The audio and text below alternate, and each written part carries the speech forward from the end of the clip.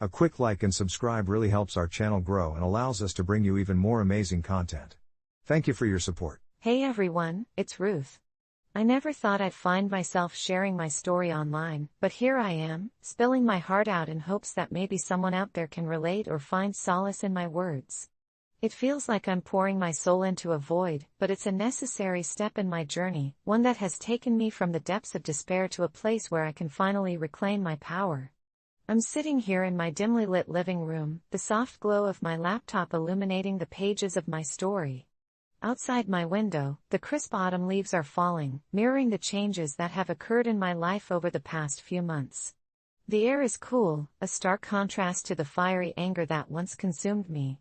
Let me take you back to a few months ago when I was living in a small town that felt like a prison, a place where everyone knew everyone's business. I had always been the quiet girl, the one who blended into the background. My name was seldom mentioned in conversations, and when it was typically met with dismissive nods. But I think that's what made it all the more shocking when the chaos began. The key players in this story are two people, my so-called best friend, Lila, and my childhood crush, Jake. Lila and I had been inseparable ever since we were kids, but I now see our friendship through different eyes. She was my confidant, the one person I always thought I could count on. But betrayal has a way of stripping away the veneer of trust, and Lila's actions turned me into a different person entirely. Jake, on the other hand, was the boy every girl in town swooned over. With his tousled hair, warm smile, and those deep-set brown eyes, he was the embodiment of everything I dreamed of. We had shared a few sweet moments at school, stolen glances that had left my heart racing. But I never thought he noticed me the way I noticed him, until Lila decided to pull the rug out from under me. One Friday night, while the cool breeze whistled through the trees, I hosted a small gathering at my place, hoping to give Lila and Jake a chance to connect. I was excited, maybe even a little naive, thinking that my growing friendship with Jake would blossom into something more. But what I didn't know was that Lila had other plans. In a blindside I never saw coming, she chose that very night to reveal her own feelings for him. Over the laughter and music, in front of our friends, she leaned in and kissed him, leaving me frozen in disbelief. I could feel the warmth drain from my cheeks, my heart racing as the weight of betrayal settled over me like an unwelcome blanket. Lila had known how I felt, yet she chose to throw it all away. The cheers from our friends erupted in the background, but all I could hear was the deafening silence of my own heartbreak. I was exposed, vulnerable, and utterly lost. But what neither Lila nor Jake understood was that I wasn't going to lie down and accept this betrayal. I didn't have a grand plan formulated in that moment, but deep down, something ignited, a flicker of strength buried beneath my pain. I was done being the girl who didn't fight back. It was time to reclaim what was mine, to rewrite my story. So as I sit here, ready to share the twists and turns that led me to my ultimate revenge, I hope you stick around. Because trust me, you're about to witness a transformation that you won't forget. Don't think I can fight back. Watch this. In the days following that fateful night, I felt like a ghost haunting my own life. Every time I walked through the hallways at school, I was met with snickers and whispers. It was as if I was suddenly a character in a tragic play, with Lila and Jake playing the leads while I was relegated to the background, a shadow of the person I used to be. I could almost see the headlines in my mind: Ruth the Fool, best friend betrayed. How could Lila do that to me? I replayed that moment over and over in my head, her lips pressed against Jake's, the way her eyes sparkled with mischief, as if she had just pulled off the ultimate prank. I had always known her to be competitive, but this felt like stabbing me in the back while I was busy celebrating her victories. I tried to reach out to her, to make sense of it all, but every text was met with dry responses that sounded like she was reading from a script. The warmth that once colored our friendship had turned to ice. I remember one afternoon sitting across from her in our favorite cafe, my heart pounding like a drum as I finally mustered the courage to confront her. "Why, Lila? Why would you do that to me?" I whispered, my voice cracking under the strain of unspent tears. She looked up, a blend of confusion and indifference on her face. "You were never really in the running, Ruth.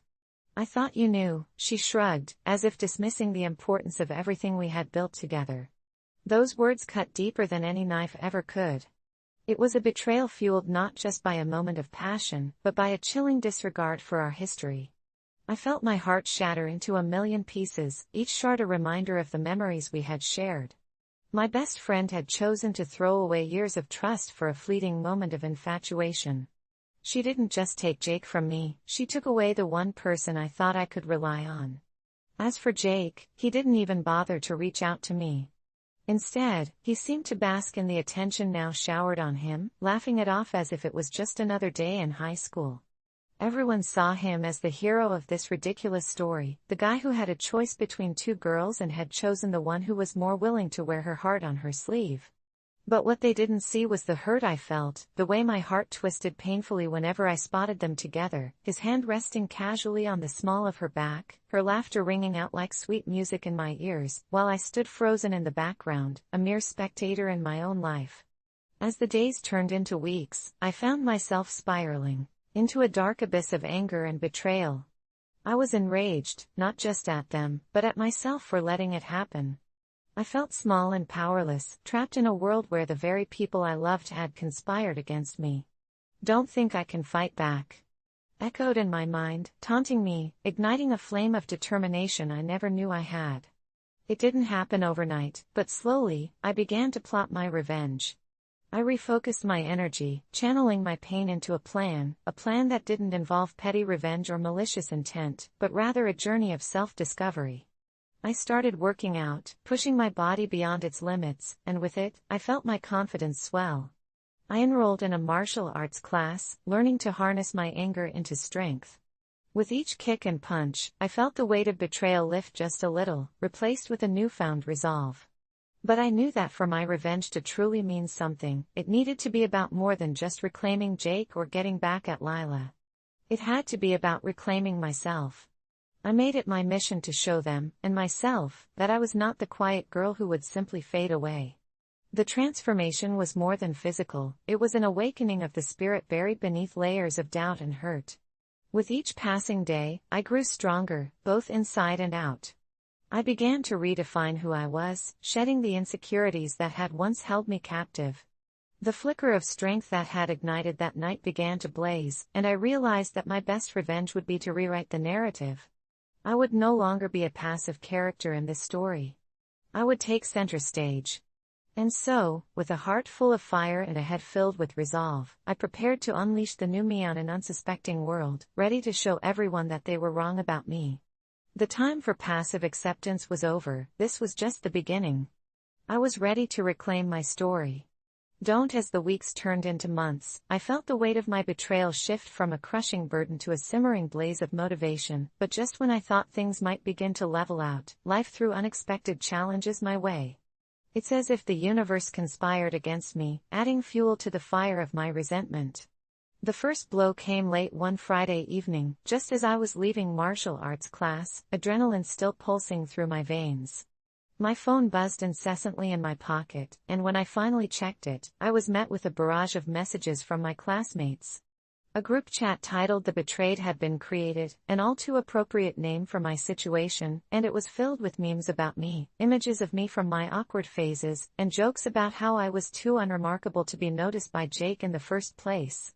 I felt my stomach drop as I scrolled through the comments, each one cutting deeper than the last.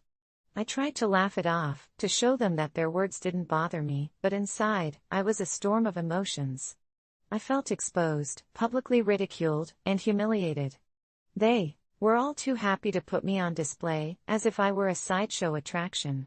I could almost hear Lila's laughter ringing in the back of my mind, feeding off the chaos and pain she had sown.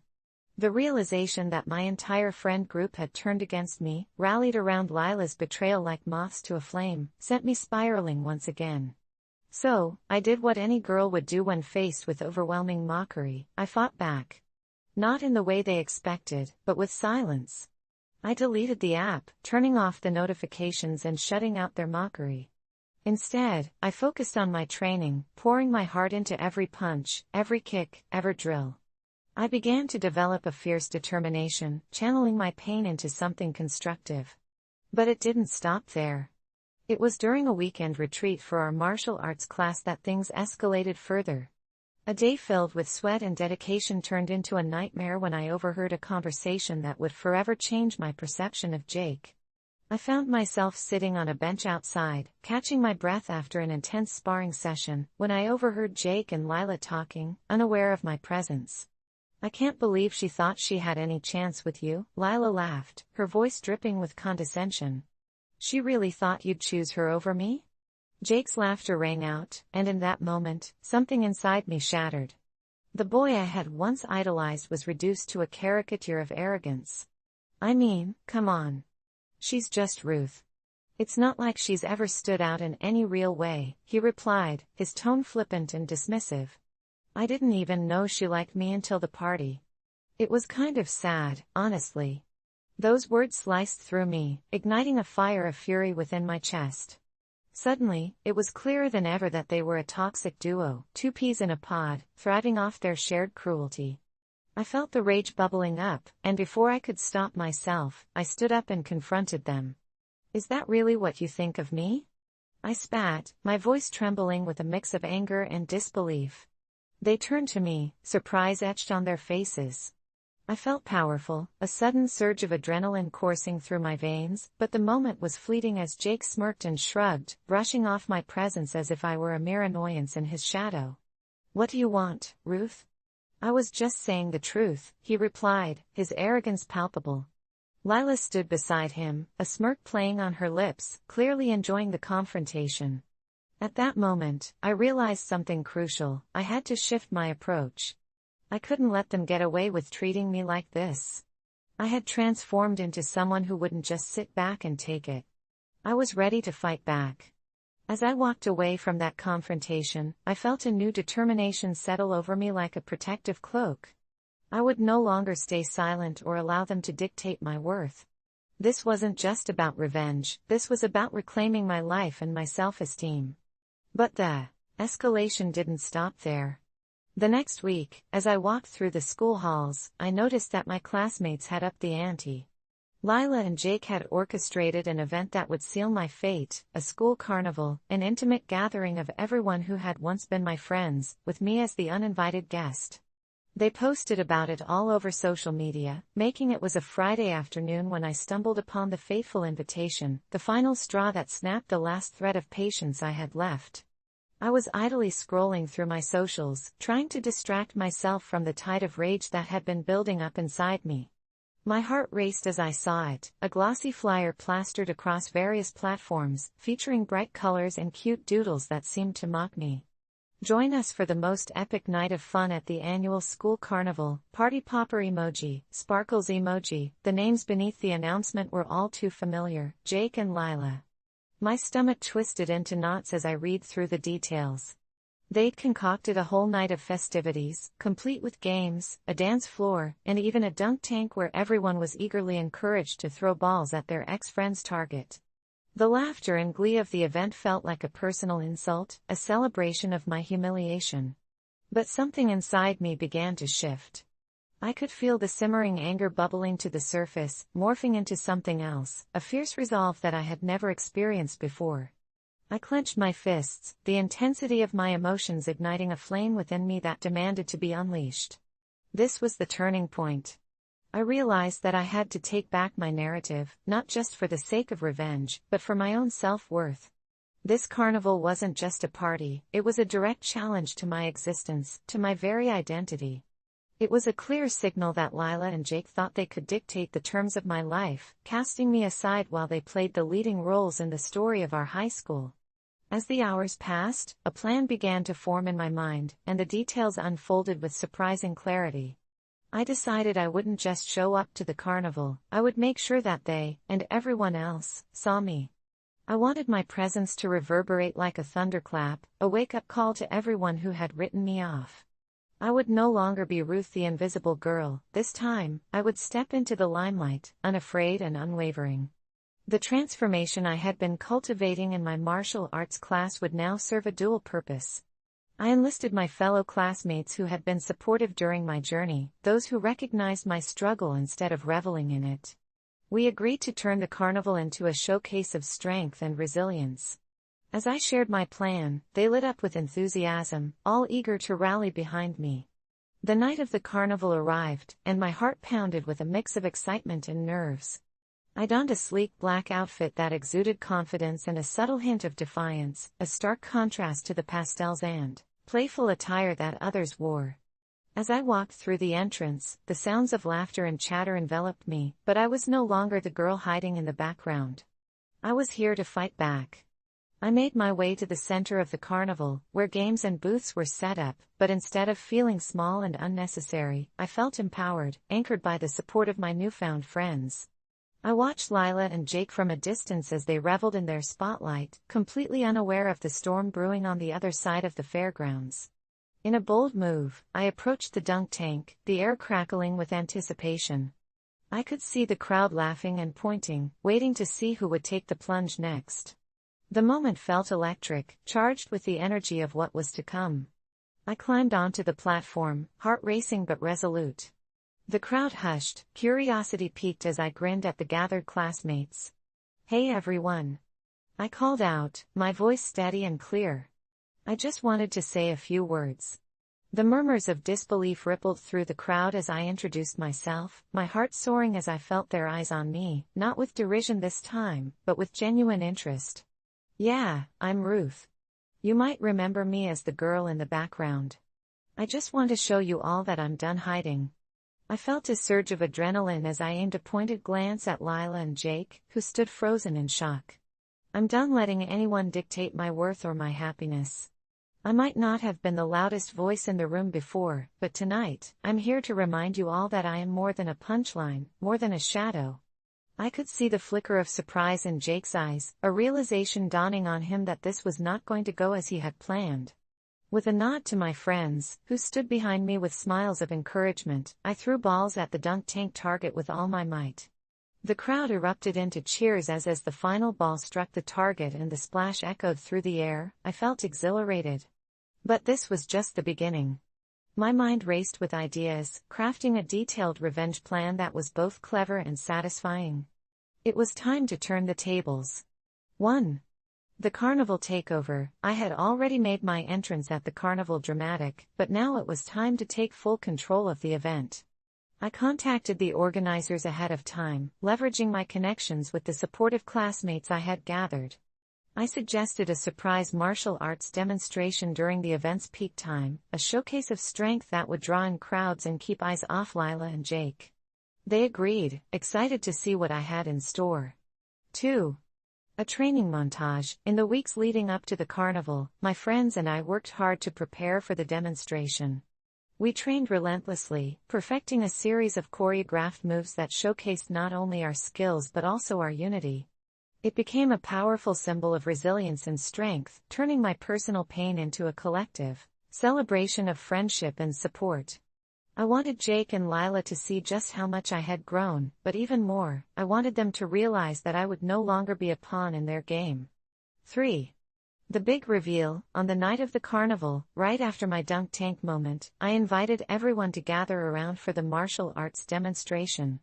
I could see Lila and Jake trying to brush it off as irrelevant, but I sensed their anxiety as I took center stage with my team.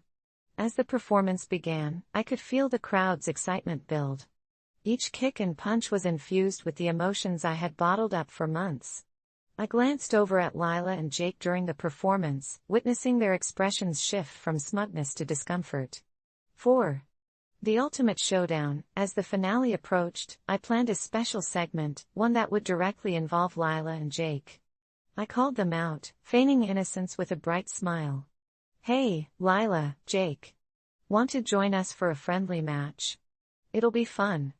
The crowd buzzed with anticipation as they glanced at each other, unsure of how to respond. They couldn't back down without looking cowardly, so they reluctantly agreed. 5. The match. The showdown began with a mock sparring session. I faced off against Lila first, all while maintaining a light-hearted banter that made the crowd laugh. I danced around her effortlessly, executing moves I had practiced relentlessly. Each block and dodge was laced with purpose. I wanted her to feel the intensity of her betrayal. I could see the panic in her eyes as I flipped over her, landing gracefully.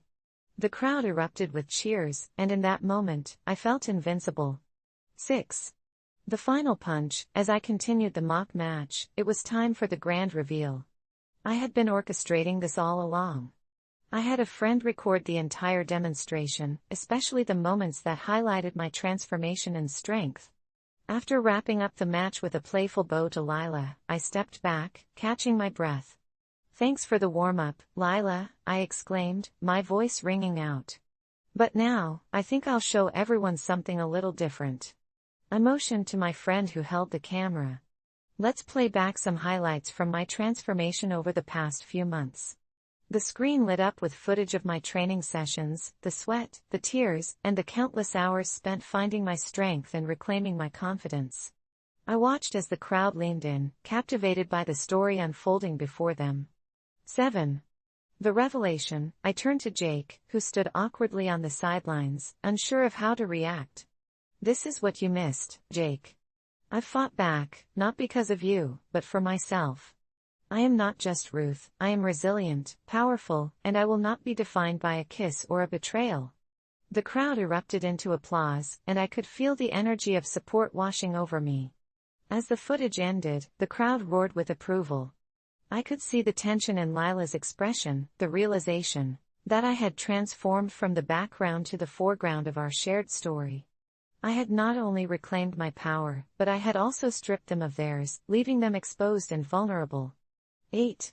The aftermath. After the carnival concluded, I received a flood of messages from my classmates. They praised my transformation, and those who had once laughed at my expense now expressed admiration for my strength. My phone buzzed nonstop, filled with requests to join my martial arts class, eager to learn from the girl they had once overlooked. Lila and Jake, however, as the cheers settled and the lights of the carnival began to twinkle like stars, my heart raced with adrenaline. The crowd was still abuzz from my demonstration, the energy electric and charged with excitement. It was time to put the final pieces of my revenge into motion, a cathartic culmination of everything I had worked towards. I spotted Lila and Jake huddled together at the edge of the festival grounds, their expressions a mixture of confusion and fear, as if they were suddenly grappling with the fact that I had become the unexpected protagonist in a story they thought they controlled. The power dynamics had shifted, and now it was my turn to seize the moment. "Hey, everyone," I shouted, my voice booming over the lingering echoes of laughter. I had everyone's attention, a spotlight on me that felt both exhilarating and daunting. "Thank you for joining me tonight. Now, I want to invite my dear friends Lila and Jake back to the center stage for a little something special." The shocked gasps from the crowd felt like a wave crashing over us, and I could see Lila's face turn pale as I beckoned them forth like a matador calling the bull. I had rehearsed this moment in my mind countless times, and now, it was finally coming to fruition. The collective breaths of my classmates hung in the air as their eyes darted between me and the two startled figures. "Come on, you can't back out now," I teased, feeling the rush of confidence surging through me. After all, we wouldn't want this night to end without a proper showdown, would we? Lila hesitated, glancing at Jake for reassurance, but I could see the flicker of uncertainty in her eyes. She wore her bravado like a thin veil now, fraying at the edges. The laughter had died down, leaving an uncomfortable silence in its wake. Jake's usual swagger deflated, and I sensed the tension between us crackling like static electricity. With a dramatic flourish, I motioned for my friends to join me on the makeshift stage we had set up in front of the carnival games. "Let's show everyone what real teamwork looks like," I said with a determined smile. The crowd roared back to life, their excitement palpable. I felt like a gladiator before the Colosseum audience, and with every cheer, my resolve solidified.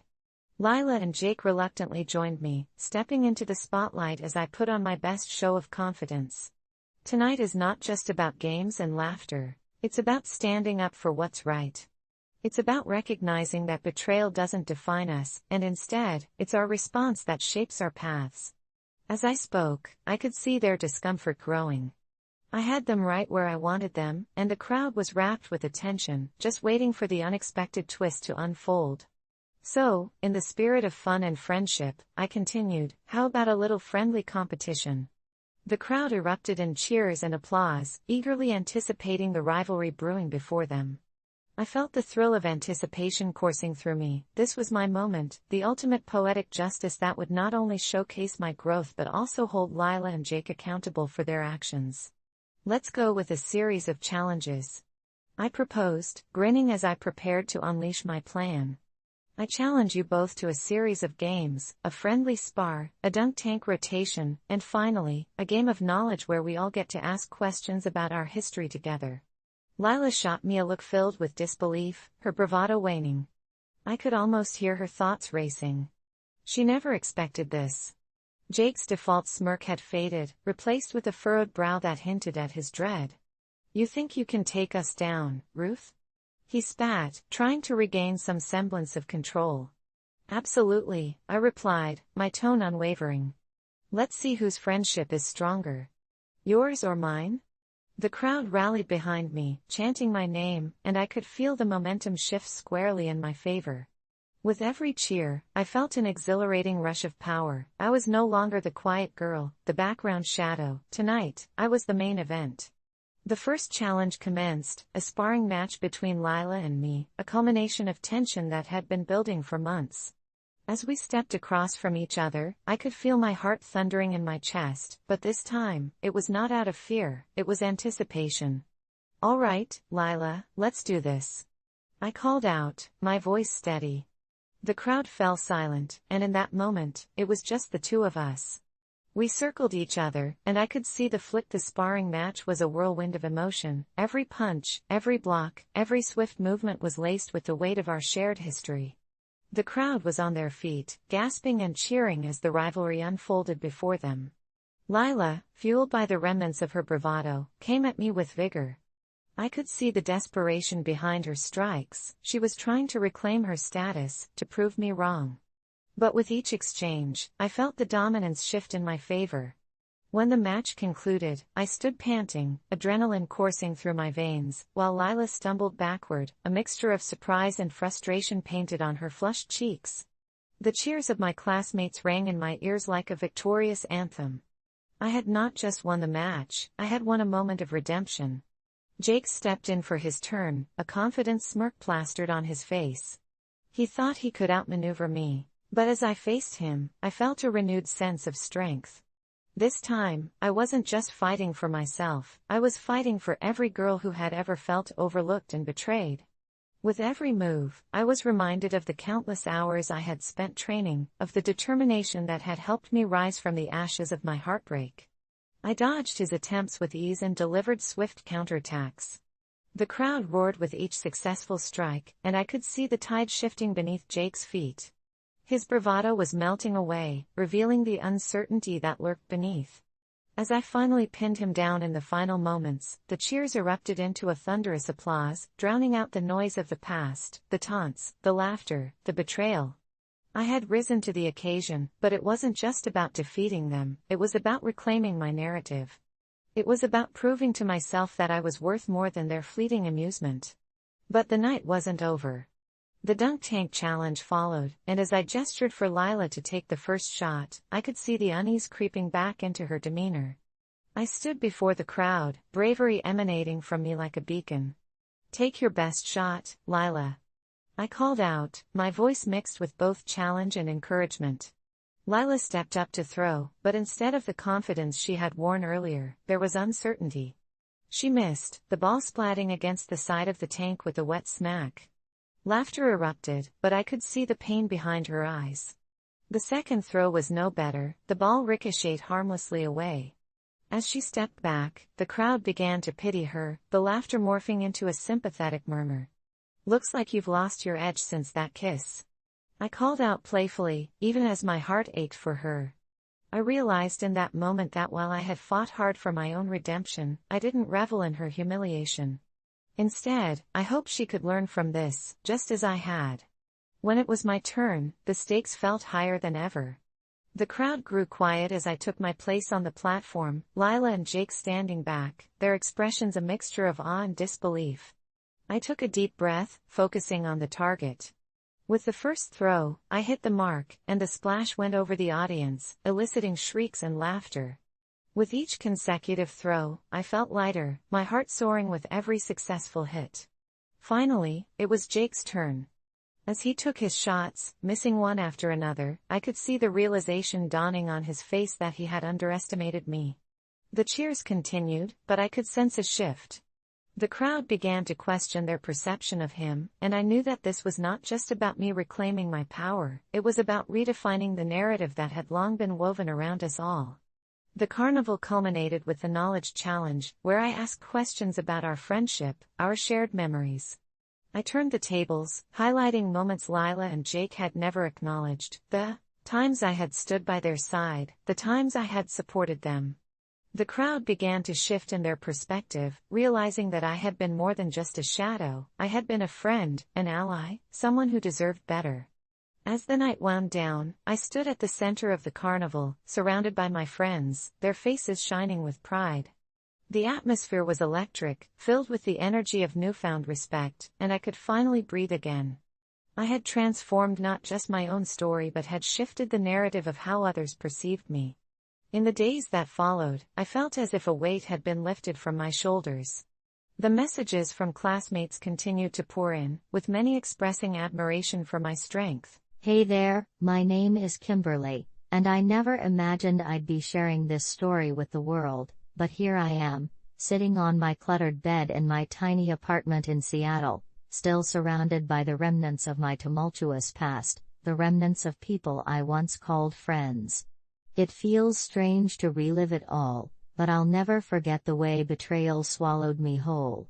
You see, I was born and raised in this city, a place where torrential rains could wash away your sorrows, or so I thought.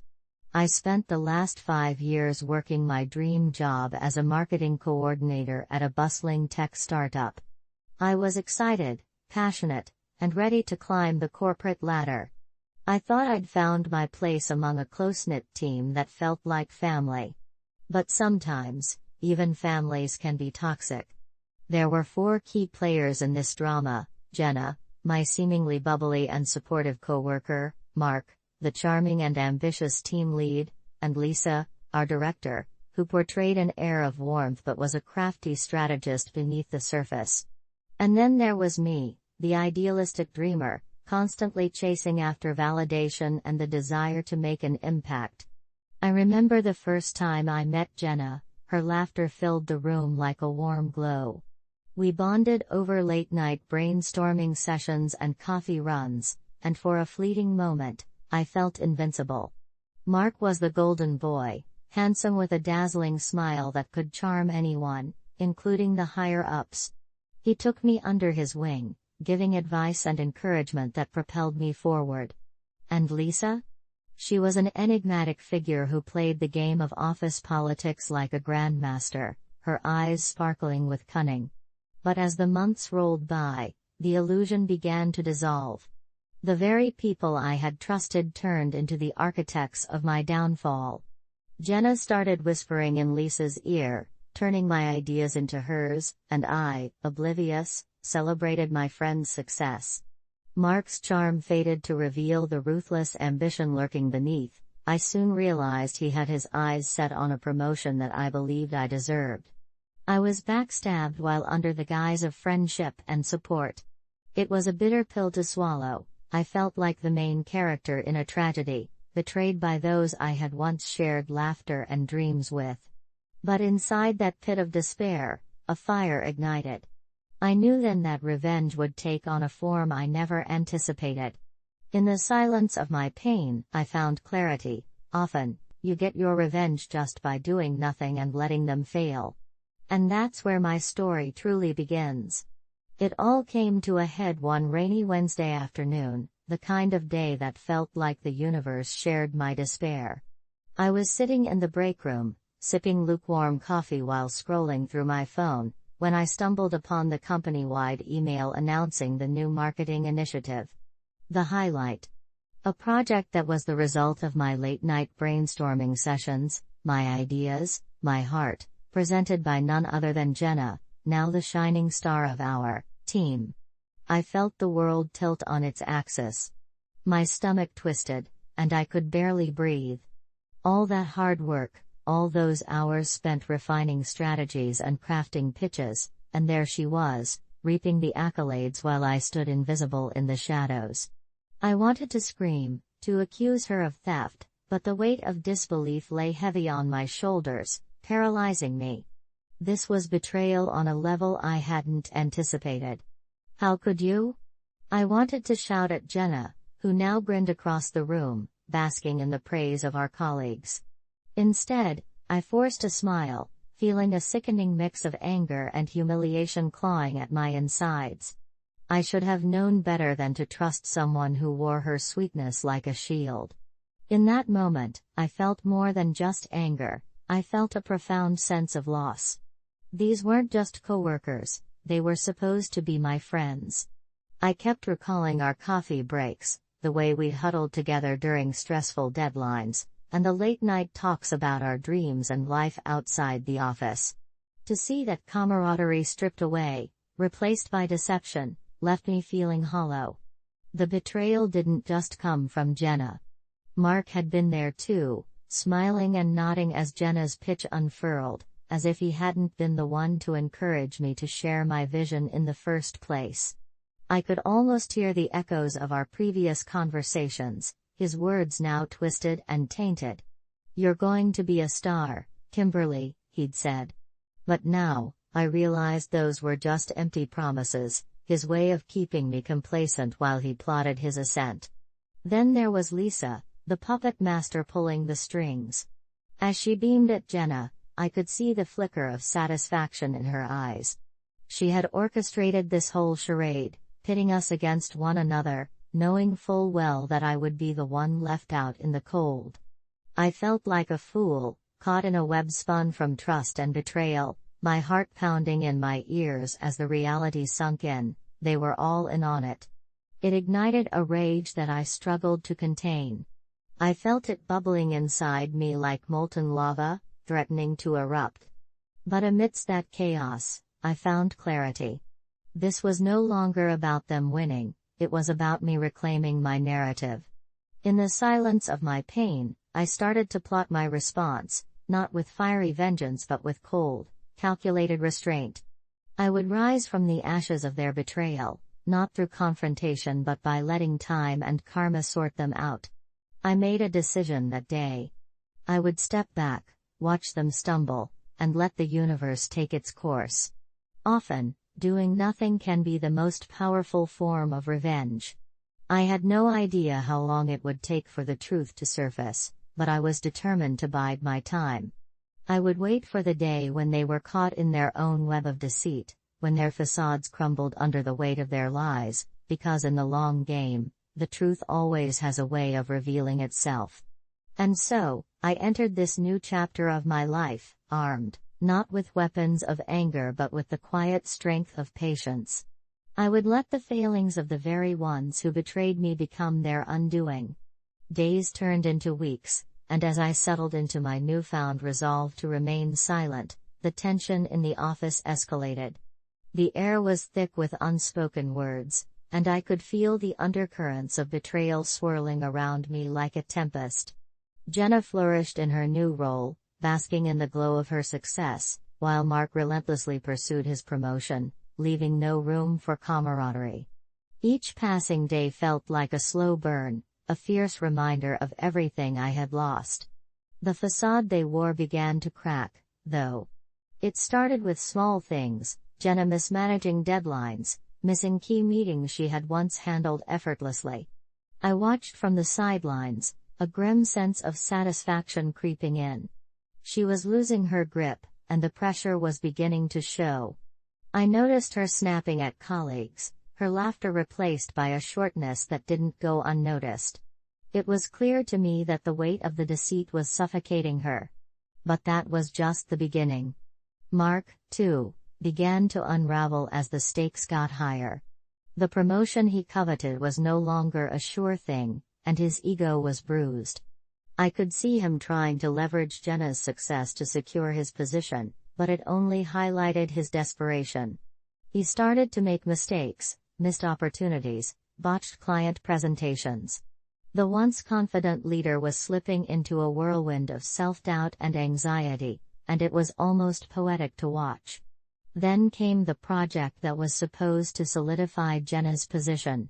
I overheard snippets of conversations during lunch breaks, whispers of dissatisfaction from clients who didn't share her vision. I felt a pang of sympathy for the woman I had once considered a friend, but I quickly crushed that thought. As she stumbled, the realization hit me: I should allow this to happen. I had spent too long nurturing my resentment and anger. It was time to step back and let her face her consequences. Lisa, the crafty strategist, was the last piece of the puzzle. She had orchestrated everything so expertly that it was as if she were playing a grand game of chess. But I could see the cracks in her confidence as well.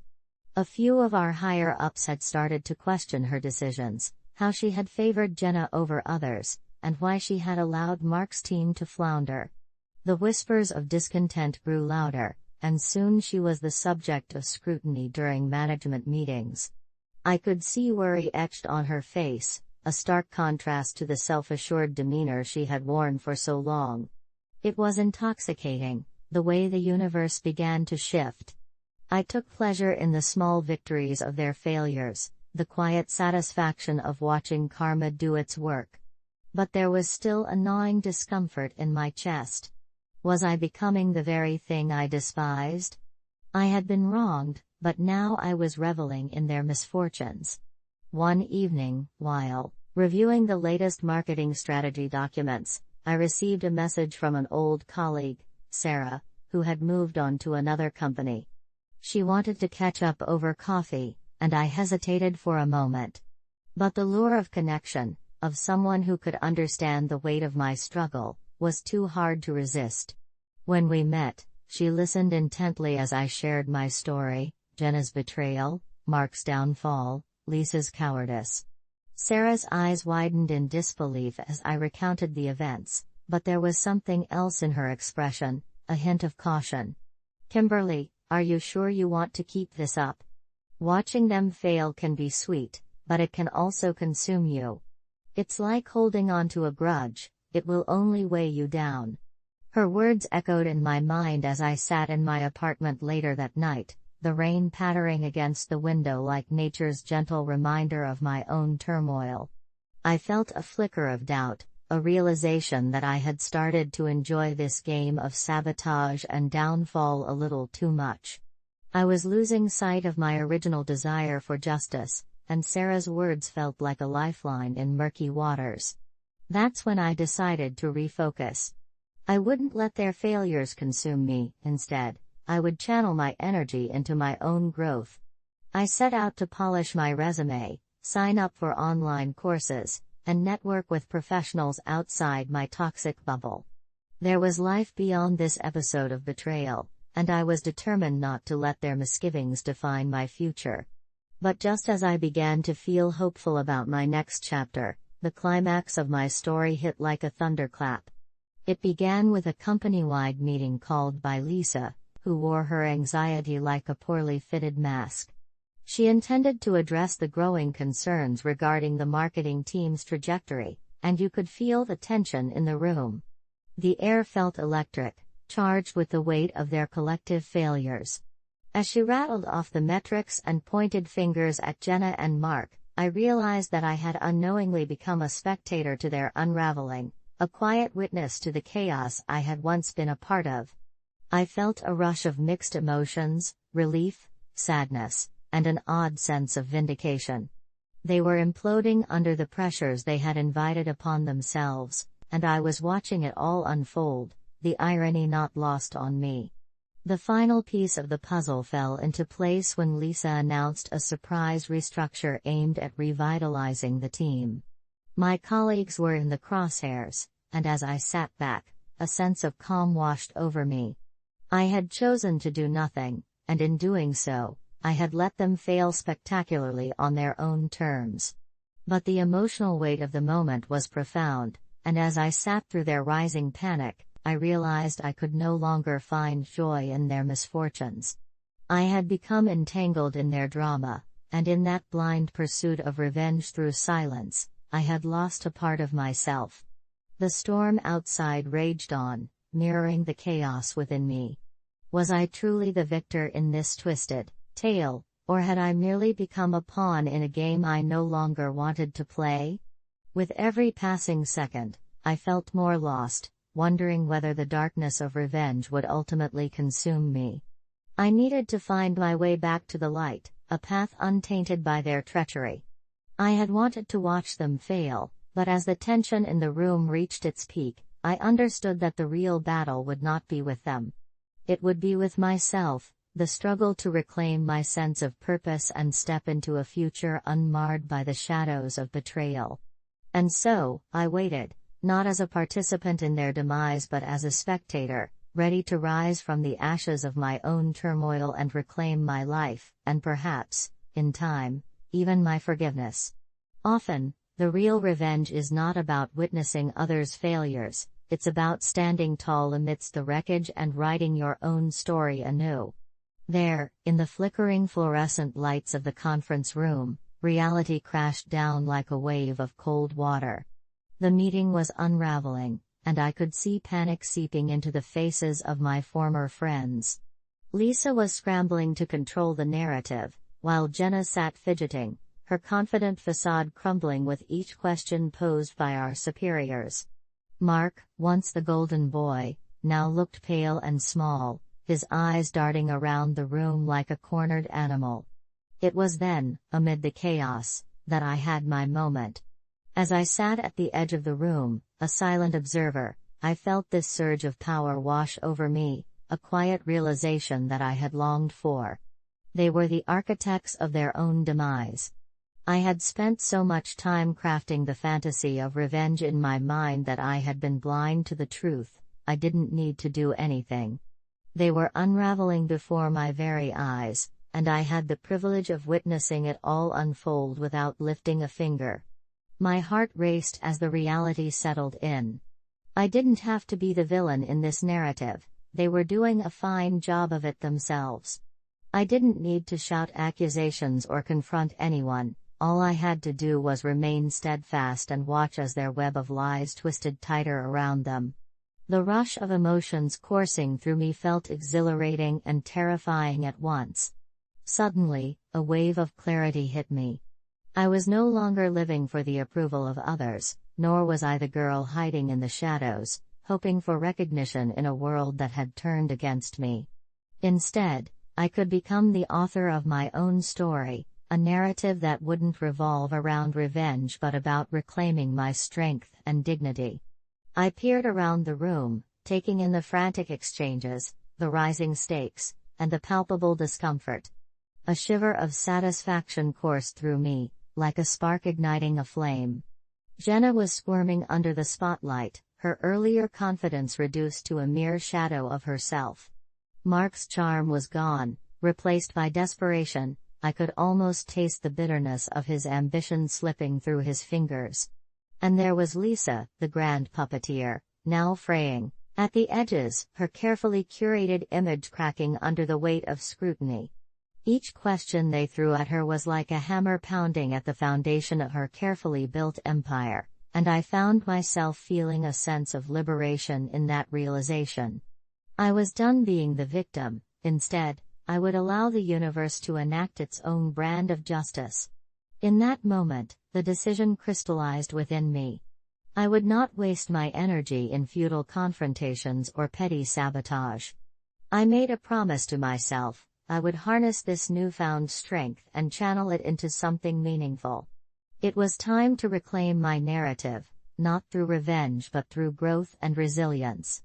As Lisa's voice trembled, struggling to regain control of the meeting, I felt an unexpected sense of peace wash over me. I would step back and let the story play out. I would focus on my own journey, nurture my dreams, and rise above the ashes of betrayal. The tension in the room continued to escalate, turning into a whirlwind of chaos. Jenna's voice cracked under pressure, Mark's bravado faltered, and Lisa's attempts to shield them were met with skepticism. I watched with a detached calmness, feeling lighter with each passing moment. All those months of pain, of betrayal, of hurt, they didn't have to define me. The fire ignited within me wasn't a desire for revenge, it was a blazing determination to forge my own path. I realized that the silence I had embraced was more powerful than any confrontation. It was a space for my own healing to take root. As the meeting drew to a close, I knew I held the cards of my future in my hands. I wouldn't be shaped by their failures, nor would I let the bitterness linger. Instead, I would walk away from that room, lifting my head high, ready to embrace the opportunities that awaited me outside the confines of that toxic environment. And so I did. I stepped into the rain-soaked Seattle streets, feeling invigorated, liberated, and finally free. Often, doing nothing is the most profound form of revenge because it lets them fail spectacularly on their own terms. I was ready to let the world know that Kimberly was not just a victim of betrayal but a phoenix rising from the ashes, ready to write her own story, one that would echo resilience, strength, and the quiet power of personal triumph. This was my turning point, and from here on out, I would embrace every moment, not as a prisoner of my past, but as the architect of my own future. The narrative belonged to me now, and I would make damn sure it was a tale worth telling.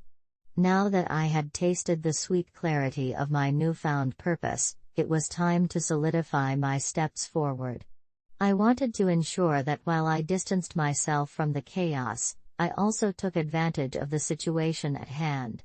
I had witnessed the cracks in the facade of Jenna, Mark, and Lisa. Now, it was time to let the universe take its course while I subtly nudged the fates in a direction that would further expose their failures. 1. Document everything. I started by meticulously documenting every interaction, every meeting, and every idea that had been stolen or misrepresented. I aimed to create a comprehensive timeline of events that would paint a clear picture of the deceit. I would save emails, record meetings, and jot down conversations in a password-protected digital notebook. If the time came when the truth had to be confronted, I wanted to have irrefutable evidence. 2. Build my network. The first step toward my reclamation was to expand my professional circle. I began reaching out to old contacts and former colleagues, rekindling those relationships that had faded during my time in the toxic environment.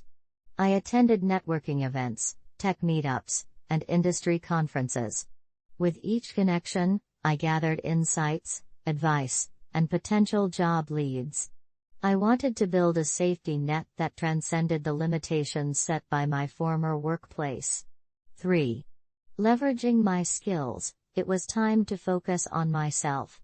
I enrolled in online courses that would enhance my marketing skills, things like digital analytics, social media strategy, and user experience design. I spent my evenings learning and growing, feeling the empowerment seep back in with each module completed. I was sharpening my toolkit, preparing for a future that didn't include any of the 3 backstabbers who had broken my trust. 4.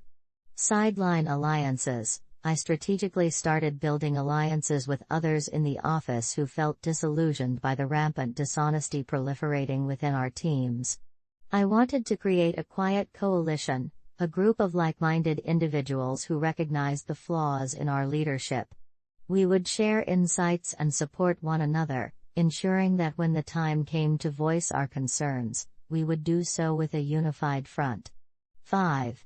Subtle seeds of doubt. While I remained outwardly supportive and friendly to Jenna, Mark, and Lisa, I carefully planted subtle seeds of doubt amongst their peers. I'd casually drop comments about how Jenna's idea was great, but I wonder if she's managing the workload effectively, or how Mark's last presentation seemed a bit rushed, wonder if he's got too much on his plate? My goal was to create an atmosphere where their performance would come under scrutiny without them realizing my role in it. 6. Keep my distance, but stay visible. I made a calculated effort to stay visible within the office, attending team meetings and engaging in discussions, but I gradually withdrew from the social circles I once embraced. I would smile and nod, but I avoided the gossip sessions where treachery thrived. Instead, I directed conversations to topics of professional development or industry trends. This created an aura of professionalism while demonstrating my commitment to growth, setting me apart from the chaos surrounding me. 7. Prepare for the big reveal. As I continued this path of strategic withdrawal and empowerment, I began preparing for the moment when I would ultimately leave the company. I knew that when I secured a new position, one that would allow me to flourish, I wouldn't just be walking away, I would be leaving a legacy of quiet resilience. I made a point to have my next job lined up before I took the leap, ensuring that I wouldn't be at the mercy of my former colleagues' machinations. 8. Final showdown. When the time felt right, I was ready to make my move. I would present my findings to HR, showcasing my documentation of their unethical practices and demonstrating how their actions not only affected my career but the well-being of the entire team. I would step into that meeting armed with facts and a strong moral compass. I wasn't there to seek revenge, I was there to stand up for my truth and set the record straight. Ultimately, the plan was never about retaliation, it was about reclaiming my power, my narrative, and my life. I wanted them to witness their own downfalls, not through hostility but through my unwavering commitment to my own success. I found solace in the knowledge that the real revenge was not in seeing them fail but in rising above the betrayals to create a life filled with purpose and fulfillment. I would emerge from this situation stronger, wiser, and with a story that was truly mine. And so, as I lay out this plan before you, I am reminded of the most important lesson of all: sometimes, doing nothing is the most powerful form of revenge. It allows you to reclaim your agency, focus on your own journey, and let karma unfold in a way that only time can dictate. I was ready to embrace my future, leaving behind the toxic remnants of my past. After all, the best revenge is living well, and that's exactly what I intended to do. The day of reckoning arrived, and it felt electric. The air in the office crackled with tension, a silent storm brewing beneath the surface as whispers of discontent circulated among my colleagues. Jenna's pitch had just faltered spectacularly in a high-stakes meeting, and I knew the ramifications would ripple through the entire team. It was time for everything to implode. The conference room was a pressure cooker. Lisa stood at the helm, her face a mask of strained authority, trying to salvage what remained of her carefully crafted image. The flickering fluorescent lights overhead cast a harsh glow on the anxious faces of my former friends. Mark and Jenna were visibly sweating, their bravado crumbling like the walls of a house built on sand. "Let's focus on the metrics," Lisa insisted, her voice wavering slightly as she pulled up the latest sales figures on the projector. With each number that flashed across the screen, I could see Jenna sink deeper into her chair, her hands trembling slightly as she clutched the table. The presentations Jenna had delivered with such confidence just weeks prior now reflected a downward spiral, and the silence that followed felt deafening. "Lisa, I think we need to address some of the client feedback," one of the senior executives chimed in, and at that moment, I felt a flicker of satisfaction. They were turning on her, and I had positioned myself to be the quiet observer, thriving in the shadows as I watched the fallout unfold. Jenna's earlier bravado faded as the questions became sharper, revealing the cracks in her confidence. We'll get it sorted out," she stammered, her voice lacking the conviction it once held. The room buzzed with skepticism, and my heart raced as I saw the shift. My plan had worked, like a beautiful symphony of poetic justice. Mark, who had once walked with an air of unshakable confidence, was now fidgeting, his eyes darting around the room as if searching for an escape. "Maybe we need to consider a different strategy," he suggested weakly, attempting to redirect the focus, but his words fell flat like a deflated balloon. Just then, I felt a flash of heart-pounding exhilaration as I caught Lisa's eye. She was wearing a strained smile that couldn't mask her anxiety. I could tell she was grasping at straws to navigate a ship that was sinking fast. But I didn't want to be just a bystander, I wanted to subtly contribute to their unraveling, and I knew how. Can we discuss the disconnect between our marketing strategies and client expectations?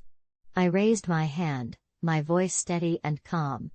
The room shifted to face me, and I could almost feel the weight of attention on my shoulders. Kimberly, do you have insights? Lisa asked, her voice laced with desperation. I nodded, taking a deep breath. I think it's important to reflect on how we've implemented Jenna's recent initiatives. Some clients have expressed confusion regarding our messaging. There seems to be a misalignment in expectations. Perhaps it would be beneficial to address that directly. The collective gasps in the room were palpable. I felt the satisfaction wash over me as Jenna's face drained of color. I hadn't directly cast blame, but I had ignited the spark that would lead to their downfall. Lisa's eyes darted from Jenna to Mark, and I could see her mind racing, weighing her next move. She attempted to regain control. We will take this feedback into account, she said, a note of false confidence in her voice. But it was clumsy, her bravado was merely a facade, and the tension in the room was suffocating. The executives exchanged glances, murmurs of concern echoing around them. In that moment, I could feel the tide truly turning. My heart was pounding as I watched Jenna shrink further into herself, a shadow of the vibrant woman I had once believed her to be. Mark began to sweat, his earlier air of confidence replaced with a desperate need to deflect blame. Let's not forget that this was a team effort, he interjected hastily, trying to rally support. We're all in this together, right? But the intention behind his words felt hollow. The room had shifted from being a space of camaraderie to one of suspicion and blame. The executive who had initially raised concerns leaned forward. It's crucial we ensure our strategies align with client expectations, and we can't afford to fail again.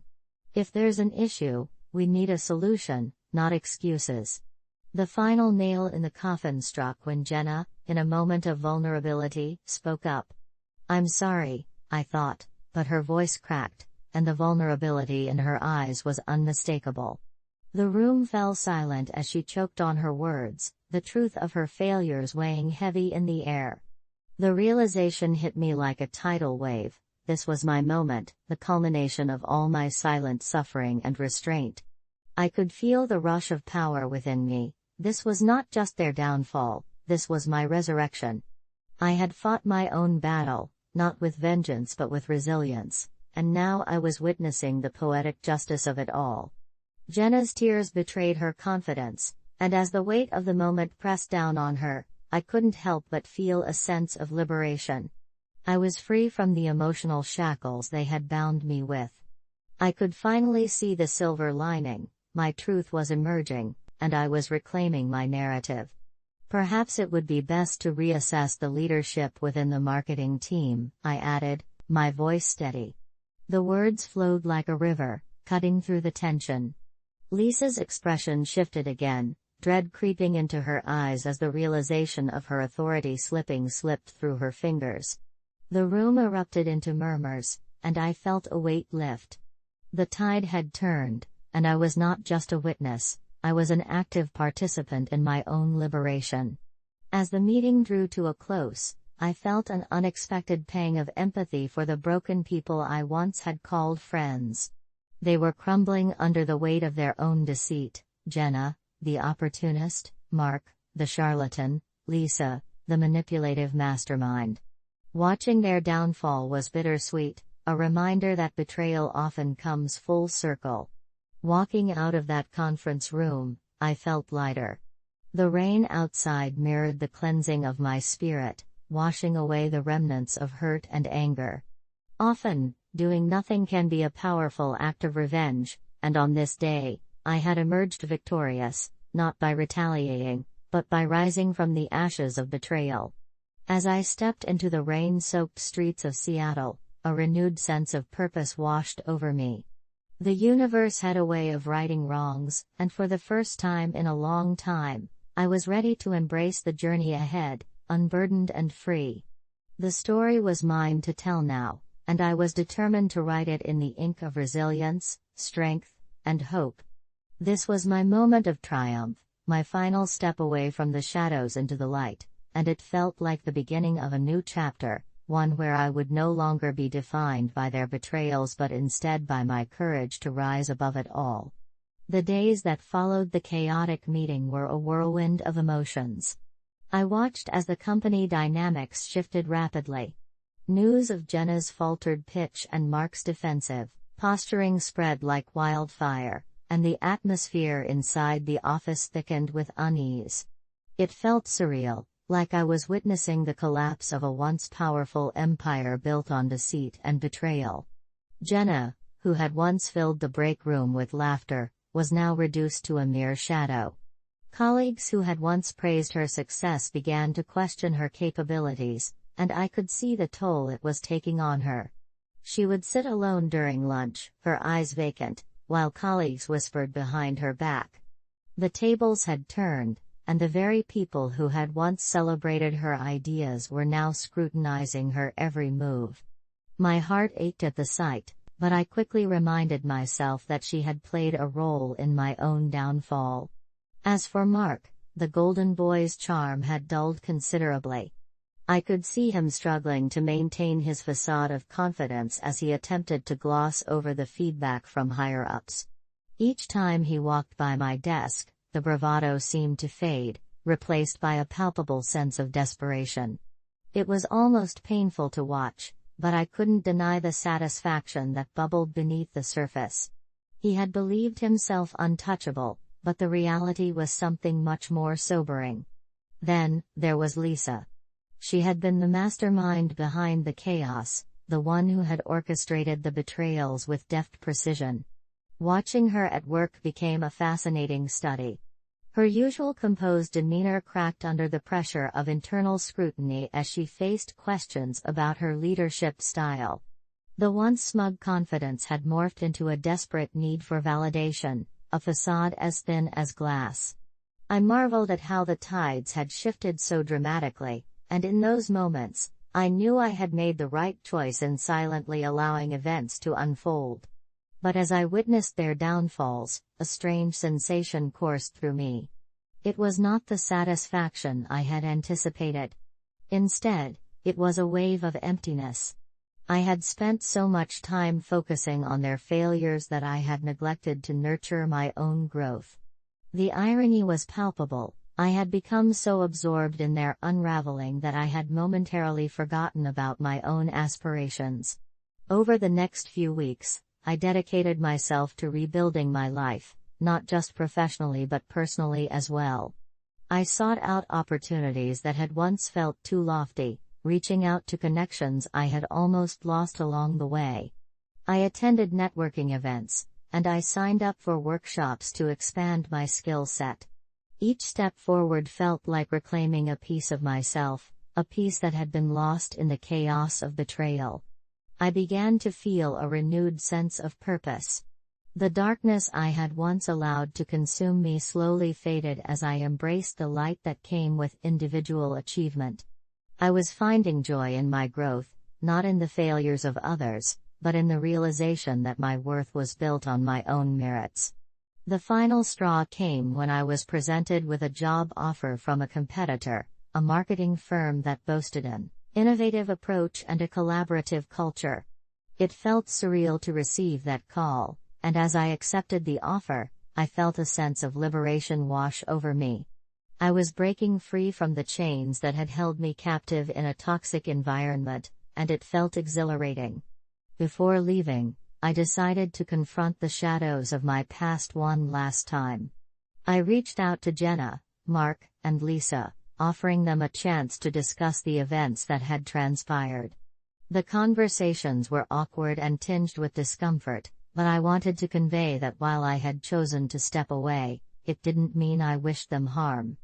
I expressed the hope that they could learn from this experience and perhaps grow as individuals. Jenna teared up during our conversation. She apologized for her actions, admitting she had let ambition cloud her judgment. Mark was defensive, but I could see the flicker of vulnerability beneath the bravado. Lisa, on the other hand, seemed defensive at first but eventually admitted to feeling overwhelmed by expectations. It was a bittersweet moment, a chance to offer forgiveness, but also a reminder of the scars that betrayal had left behind. As I walked out of that conference room for the last time, I felt a profound sense of closure. I had confronted the past and made space for my future. The betrayal I had endured had shaped me, but it didn't define me. I was stepping into a new chapter of my life, armed with the wisdom gained from hardship. Reflecting on what had transpired, I realized that often, the best revenge isn't about watching others fail, it's about rising above the chaos and reclaiming your narrative. I had turned pain into strength and betrayal into a catalyst for personal growth. As I sat in my new office on the first day of my dream job, I felt a weight lift from my shoulders. I was finally free. The echoes of the past faded as I looked ahead, ready to embrace the opportunities that awaited me.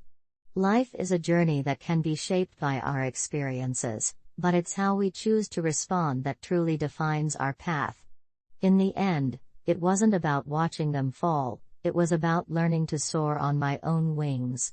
I had transformed into the master of my own fate, and in that moment, I understood that often, doing nothing truly allows the universe to reveal the truths we need to confront.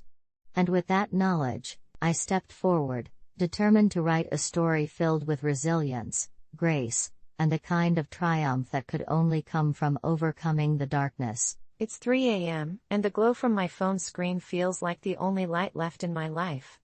The quiet of the house surrounds me, a stark contrast to the chaos brewing in my heart. I should be sleeping, but every time I close my eyes, I see them, my husband and her, giggling at some inside joke while I sit at home, oblivious and trusting. I can almost hear her laugh, high-pitched and sweet, as if it could drown out the reality of her existence in our lives. If this was a different time, a different place, maybe I could have brushed it off, chalked it up to bad luck and human frailty. But right now, I feel the urge for justice bubbling within me like molten lava, ready to erupt. Let me set the stage for you. I'm Emma, a 32-year-old mom of 2 beautiful kids who mean the world to me. I've poured my heart and soul into our family for over a decade. I've been the supportive wife, the caretaker, and the partner who believed in the promise of forever. We built a life together, a home with laughter echoing off the walls, a backyard where our children play, and dreams we painted together beneath the stars. But all of that crumbled when I stumbled upon the text messages that shattered my world like broken glass. He, Ryan, my husband, the man I trusted with my everything, had been carrying on an affair with someone I've never met, but whose name feels like acid on my tongue, Lisa. The moment I saw her name flash on his screen, my heart plummeted. I thought I was ready for anything, but the cold reality was like a punch to the gut. I spent hours going back through our history, replaying memories in my mind, piecing together when things had started to unravel. It's terrifying how easily you can be deceived by someone you love. Now, I'm on the brink of unleashing my fury on the very person who thought it was okay to step into my life, to cross boundaries that should have remained sacred. Should I go public? Should I bring the world into my pain? The desire to expose Lisa burns in my chest like wildfire. I want her to feel the weight of my heartbreak, the destruction she's caused, and the betrayal I never saw coming. As I sit here, the clock ticking away the silent hours, I'm torn between rage and despair. I see the 2 faces who turned my life upside down, Ryan's guilt-ridden, confused expression and Lisa's brazen arrogance shining through her social media posts.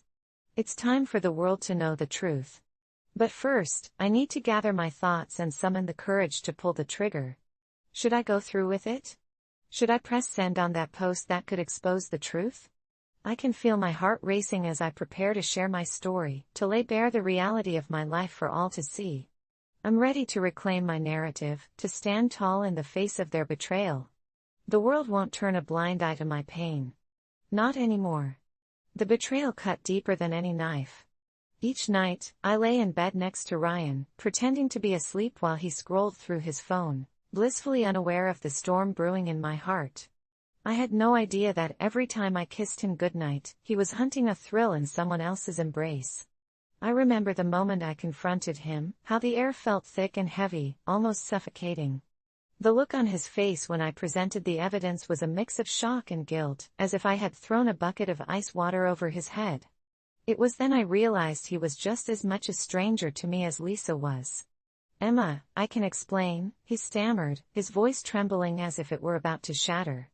I wanted to scream, to throw a lamp at his head, to make him feel the anguish that was radiating off me in waves. Instead, I felt hollow, like a shell of the woman I used to be. My dreams of a perfect family shattered into a million pieces, and with them, any semblance of trust I had in him. Why her? Why Lisa? I wanted to ask him.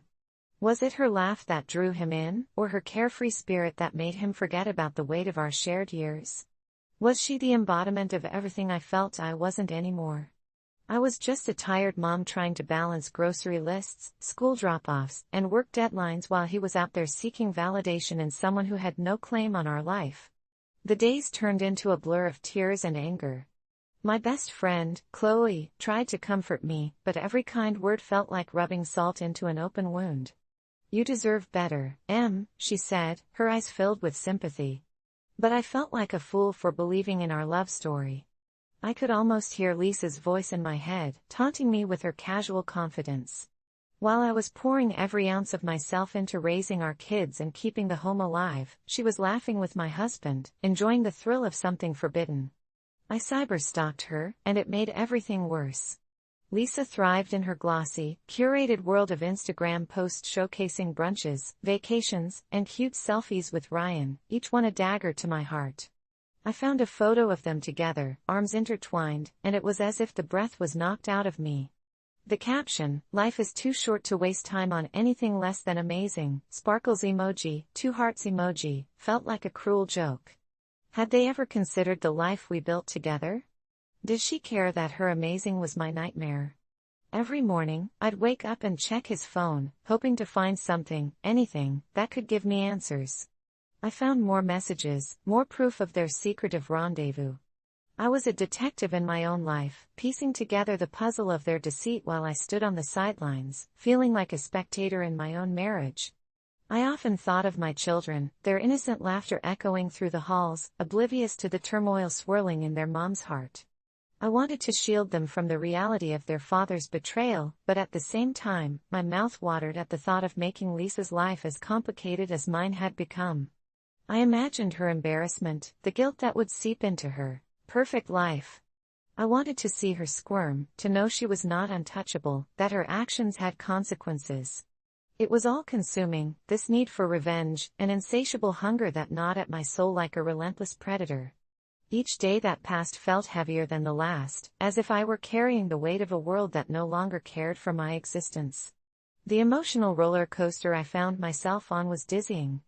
One moment, I was a mother trying to keep things together for my children, and the next, I was a woman bent on delivering a reckoning. I started to lose myself in the process. My days were filled with a haze of anger and confusion. I could barely focus at work. My colleagues greeted me with their usual cheery banter, but I was miles away, trapped in a mental prison of betrayal. A small part of me wanted to break down and share my pain, but the other part, the part filled with rage, clenched my jaw and pushed it all down, determined to keep my secret, my plan, and my emotions locked away. As the days turned into weeks, I began to obsess over Lisa. I'd wake up in the early hours of the morning and scroll through her social media profiles, each photo feeling like another punch to the gut.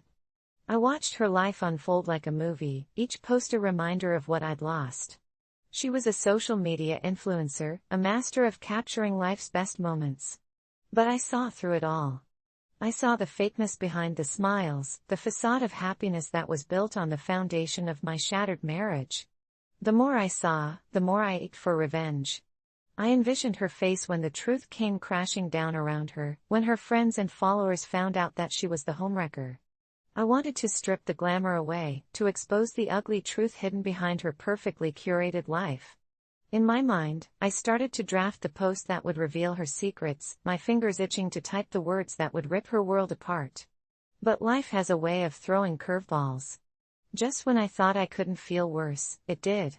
One evening, I overheard Ryan on a phone call while I was washing the dishes. The sound of water splashing around me drowned out his words. But every now and then, I heard Lisa's name and my heart stopped. For a few fleeting seconds, I was paralyzed, my hands gripping the sink tightly, knuckles white. "Yeah, I miss you too," he said, his voice smooth and casual, as if he were discussing the weather. "We can figure out the details later. Just give me a little time, all right?" I felt the rage boil in my veins, hot and consuming. It was one thing to have a fleeting affair, but to hear him talking to her like that, like she was the one who mattered most, it sent me spiraling. I stopped washing the dishes and leaned against the counter, my heart racing as I fought the urge to confront him right then and there. The facade was crumbling, I could feel it. The anguish twisted in my stomach like a knife, deepening with each syllable. The next night, I stumbled across a text that would mark the tipping point. "Can't wait to be with you again this weekend. Just us." I felt like I had been shot. The urgency of their plans felt like a declaration of war against the life we built together. I was no longer just a wronged wife, I was a warrior preparing for battle. I turned to Chloe, desperate to share my pain. "I can't do this anymore," I confessed, my voice cracking as I held back tears. "I can't keep pretending everything is fine when I'm falling apart." Chloe looked at me, her eyes wide with understanding as the gravity of my heartache sank in. "Emma, you deserve to be happy. You have every right to stand up for yourself. You can't just let them get away with this." Her words were like a lifeline thrown into the turbulent sea of my emotions, pulling me back from the brink of despair. But what did that mean? What did standing up for myself look like when I had been so profoundly disrespected? That night, as I lay awake with my heart pounding in my chest, the truth began to crystallize. I couldn't keep living in a state of paralysis, trapped in my own mind, replaying the endless loop of betrayal and hurt. I felt the fire igniting within me, raw and powerful, and suddenly it all clicked. I wasn't just a victim, I was a force to be reckoned with. I pulled out my phone, the screen shining in the darkness like a beacon. I began to type, my fingers moving almost of their own accord. My heart raced with each word, as if I were pouring molten rage onto the screen. I had never been one to seek conflict, but this wasn't just about me anymore, it was about reclaiming my power, my dignity. The words flowed out like water from a broken dam. "To those who think they can step into my life and steal joy that's not theirs to take, let me remind you that the truth always finds a way out. You might think you're living the dream, but it will all come crashing down. I refuse to be silent while you play house with my husband." I paused, breathless, as I read over my message. Each sentence felt like a small victory, a rebellion against years of quiet suffering.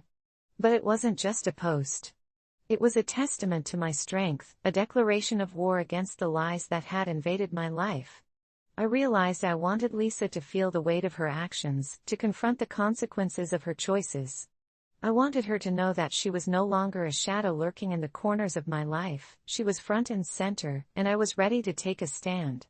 As I hovered over the post button, I felt a surge of adrenaline course through me.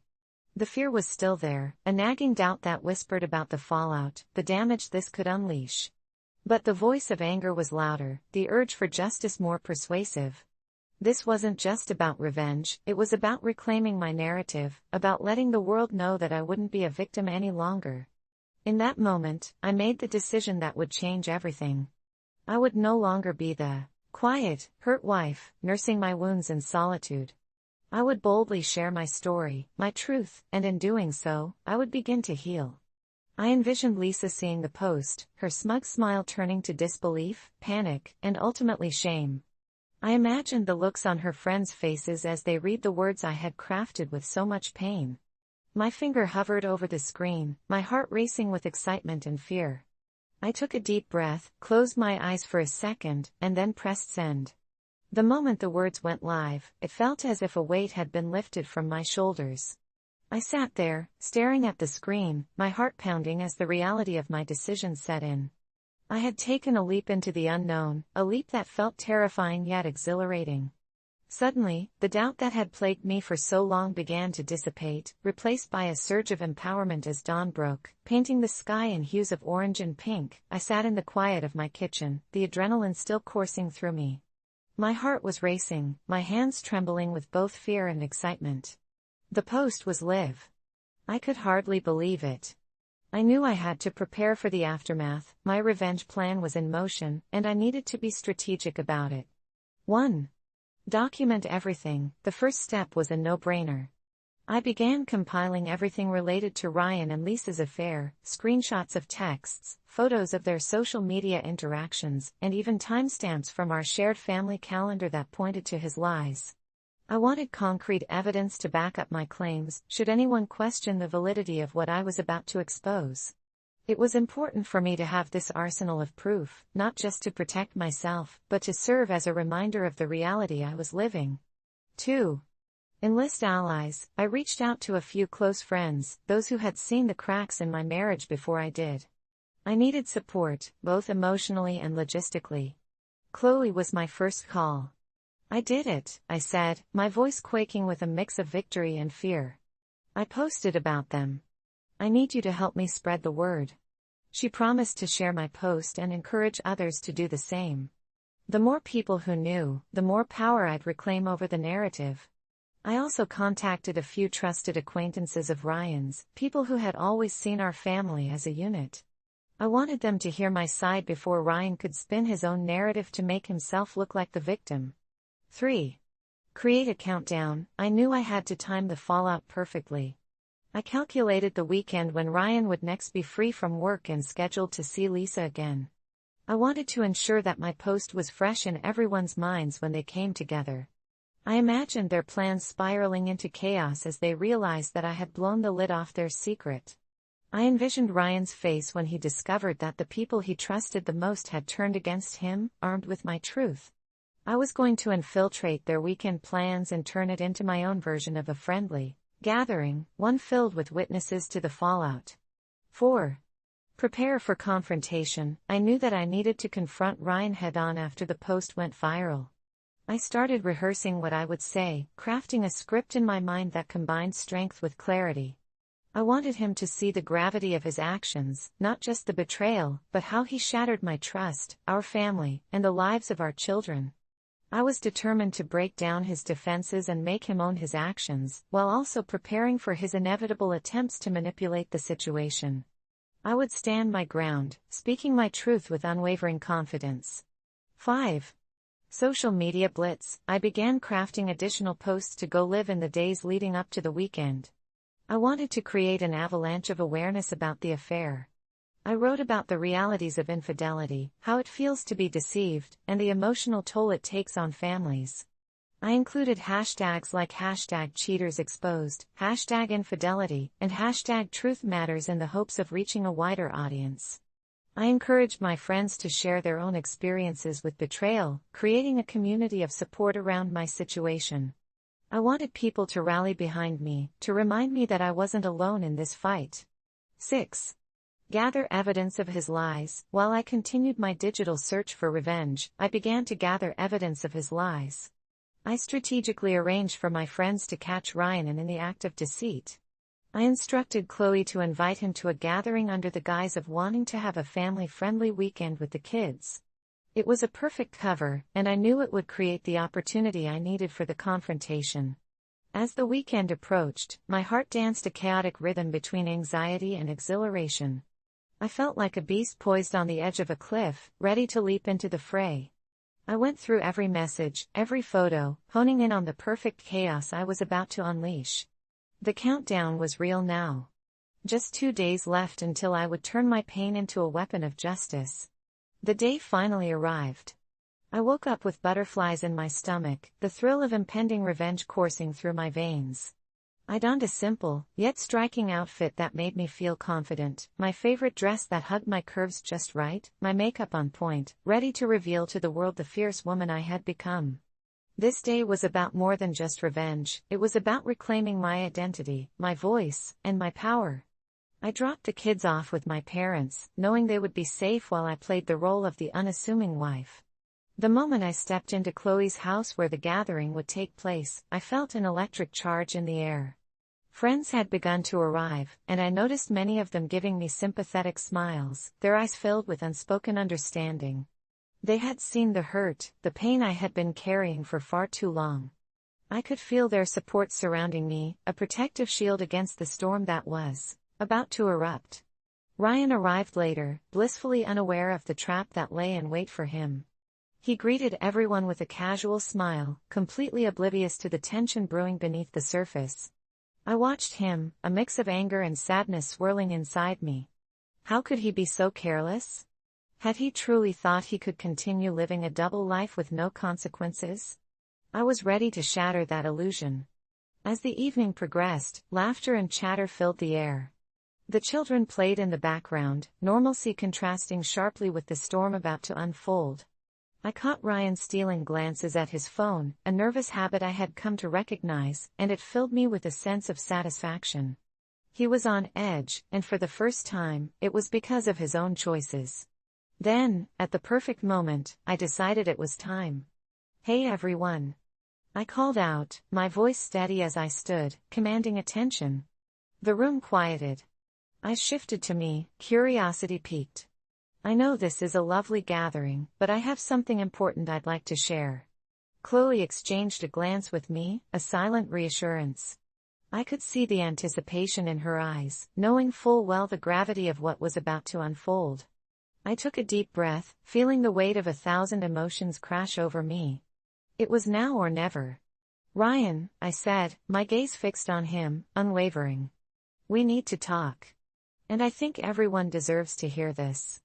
I paused for dramatic effect, letting the tension simmer in the air. I could see the color drain from his face. The room grew silent, the atmosphere thick with anticipation. "Do you remember last week?" I continued, my voice rising as I recounted the tale of betrayal. "When I found the texts on your phone? Or did you think you could?" The air in the room grew heavy as the weight of my words sank in. I could feel the collective breath of my friends held in anticipation, and the shock on Ryan's face was priceless. It was a mixture of fear and disbelief, as if he were a deer caught in headlights. I relished the moment, the sweet taste of justice mingling with the bitterness of betrayal. "What are you talking about, Emma?" he stammered, trying to regain his composure, his voice trembling ever so slightly. "This isn't the place for this. We can talk about it later." But there was no later, not anymore. "No," I said firmly, cutting him off. "The time for secrets is over. Lisa, the woman you so brazenly decided to betray our family with, she's not just some fling. We all deserve to know the truth about who you really are." I could feel the room shift, the tension morphing into a palpable energy. Gasps echoed from the gathered friends, some exchanging horrified glances as the truth unraveled like a poorly stitched seam. "This is just a misunderstanding," Ryan protested weakly, but I could see him faltering, the facade crumbling. "You think this is a misunderstanding?"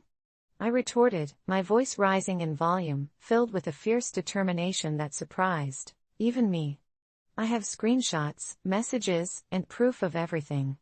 You've been lying to me, to our friends, to our children. You've destroyed everything we built together, and for what? A thrill? A moment of distraction?" The faces around us varied in expressions, some looked sympathetic, while others held anger towards Ryan. I found solace in knowing that I wasn't alone in this fight. My friends were rallying behind me, and I could almost hear their unspoken support. Ryan's expression shifted from confidence to sheer panic as he realized that the crowd was no longer on his side. "Emma.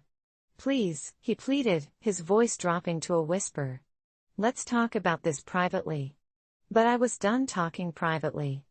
I wanted the world to see him for who he truly was. I turned and addressed the room, letting the words pour out of me with a cathartic release. "For those of you who don't know, Ryan has been having an affair. He's been lying to me while pretending to be the devoted husband." I pointed at him with conviction, letting my anger fuel my voice. "And this is not just my battle. It's a shared experience for anyone who's ever been deceived." I could see Lisa's name hanging in the air, a specter that haunted this moment, and it felt liberating to finally say it openly. It's not just the act of cheating that hurts, it's the breach of trust, the loss of what you thought was real. I won't remain silent about it any longer. As I spoke, I watched the reactions from my friends. Some were nodding in agreement, others were whispering in disbelief. I saw Chloe's eyes shine with pride. She knew the weight of my struggle and had stood by me through the darkest moments. The support I felt from them was like a warm embrace, igniting a fire in my heart. Finally, I turned back to Ryan, whose expression had shifted from denial to despair. I hope you know that this is just the beginning. I'll be sharing this story with everyone, and I won't let you manipulate the narrative. At that moment, as I held Ryan's gaze, I felt liberated. It was as if I had uncovered a new part of myself. In the faded warmth of my childhood home, I can still smell the lingering aroma of my mother's chicken pot pie wafting through the air, a scent that once brought comfort but now feels tainted with betrayal. The walls, once painted a cheerful yellow, have dulled over the years, much like the hope I held for justice. It's strange how a house can hold memories so tightly, yet feel so empty when it matters most.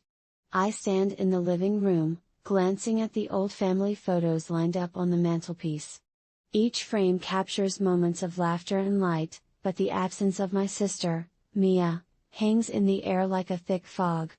She was my best friend, my confidant, a vibrant spirit whose laughter could fill this space with joy even on the darkest days. But now, the silence is a constant reminder of how cruel the world can be, especially to those who deserve it the least. 4 months ago, everything fell apart.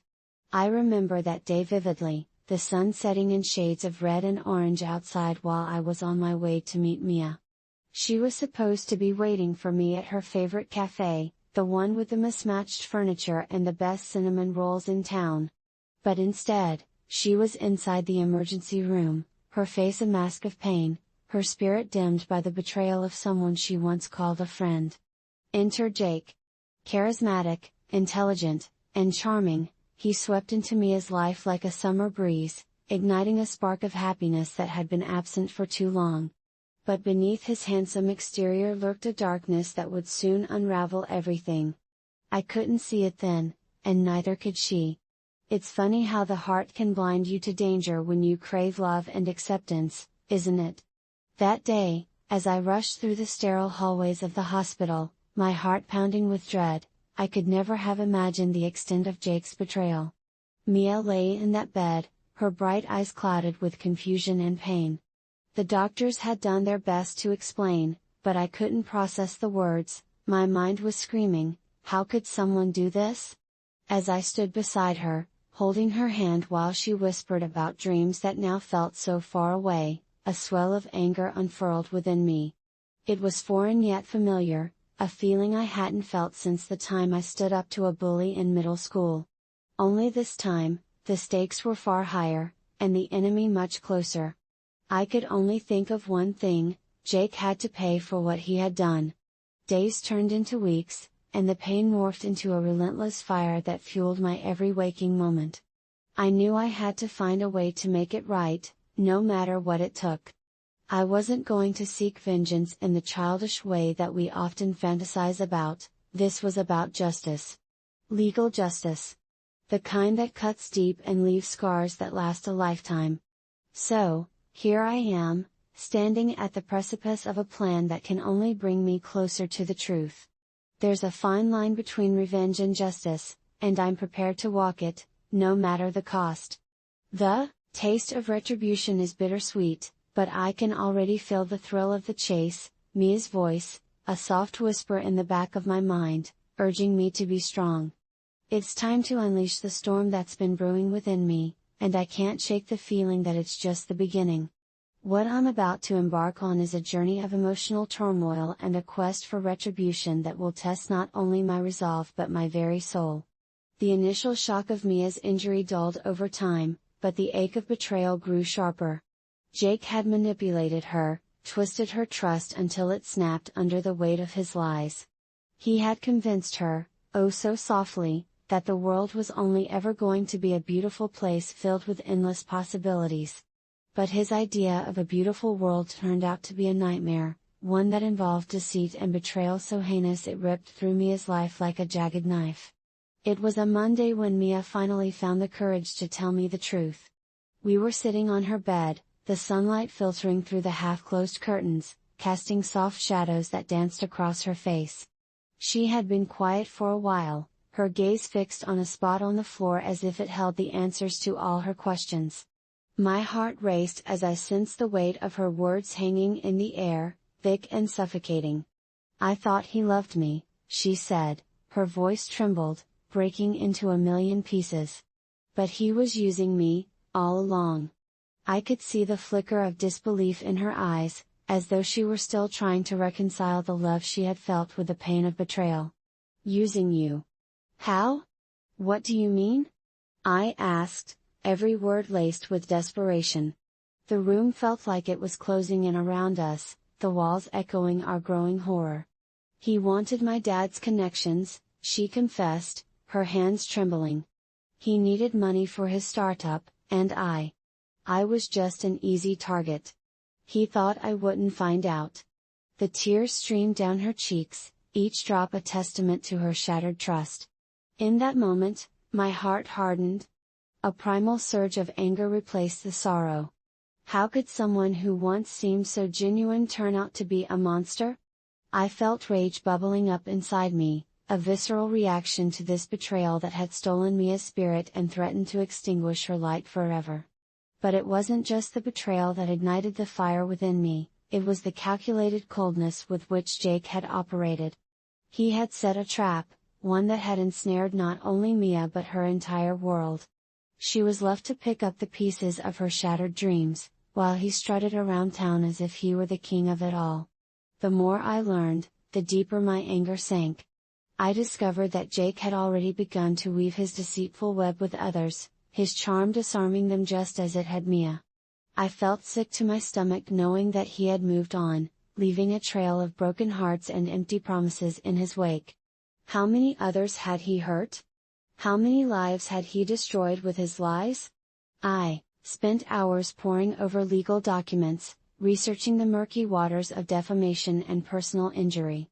I was determined to turn his betrayal into a courtroom drama, and expose of his true nature. I would reveal the man behind the mask, the manipulator hiding in plain sight.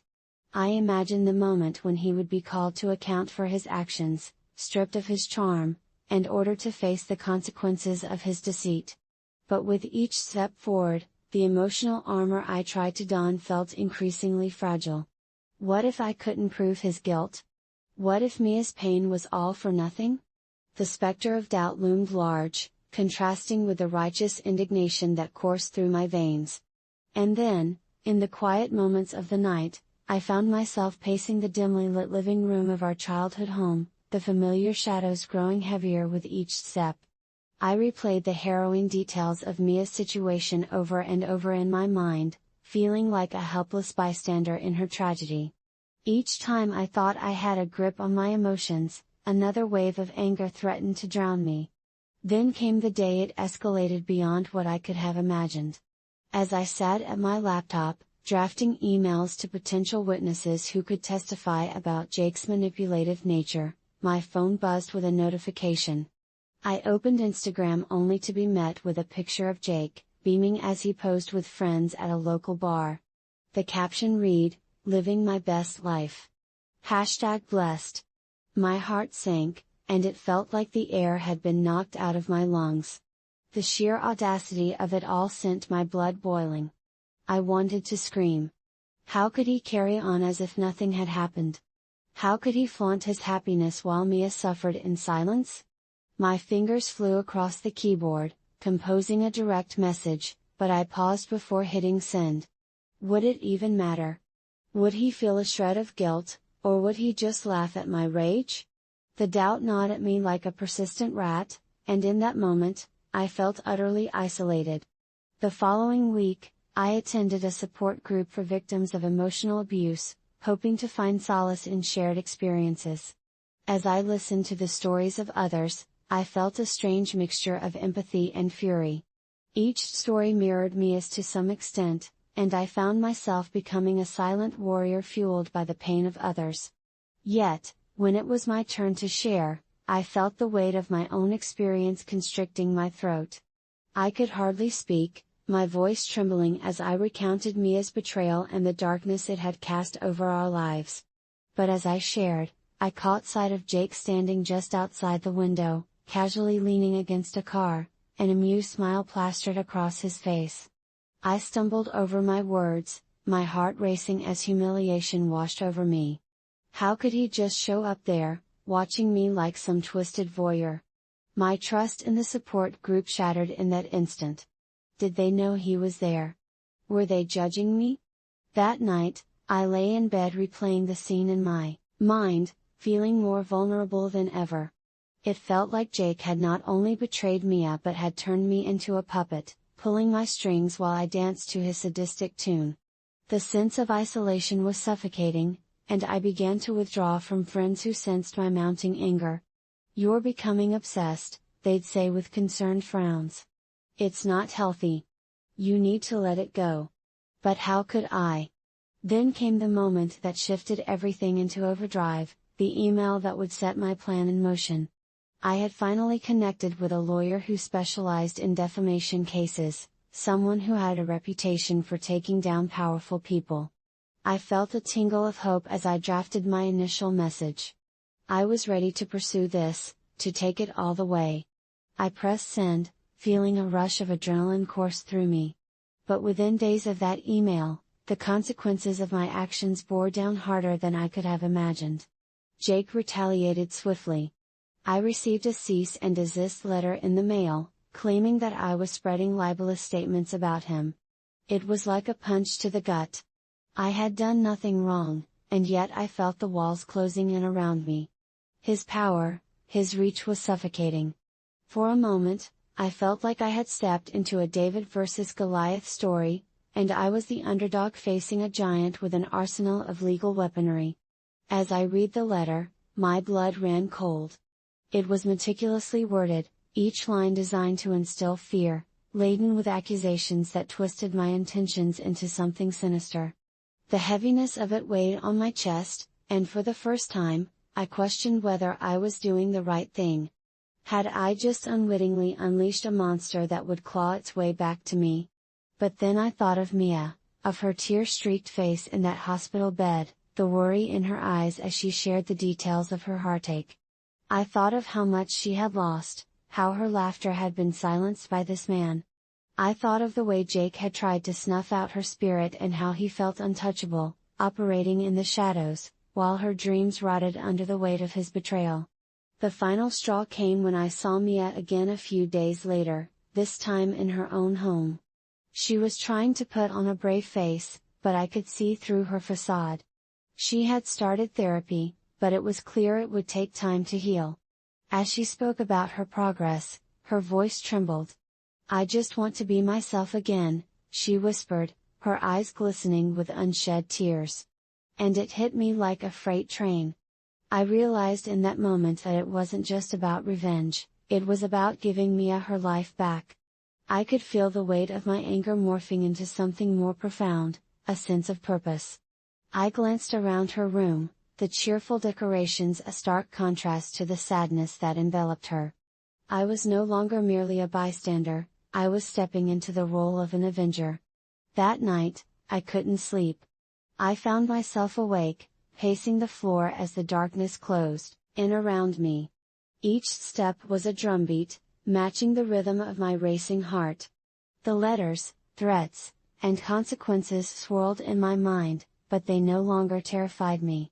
They ignited a fire within me, blazing bright and fierce.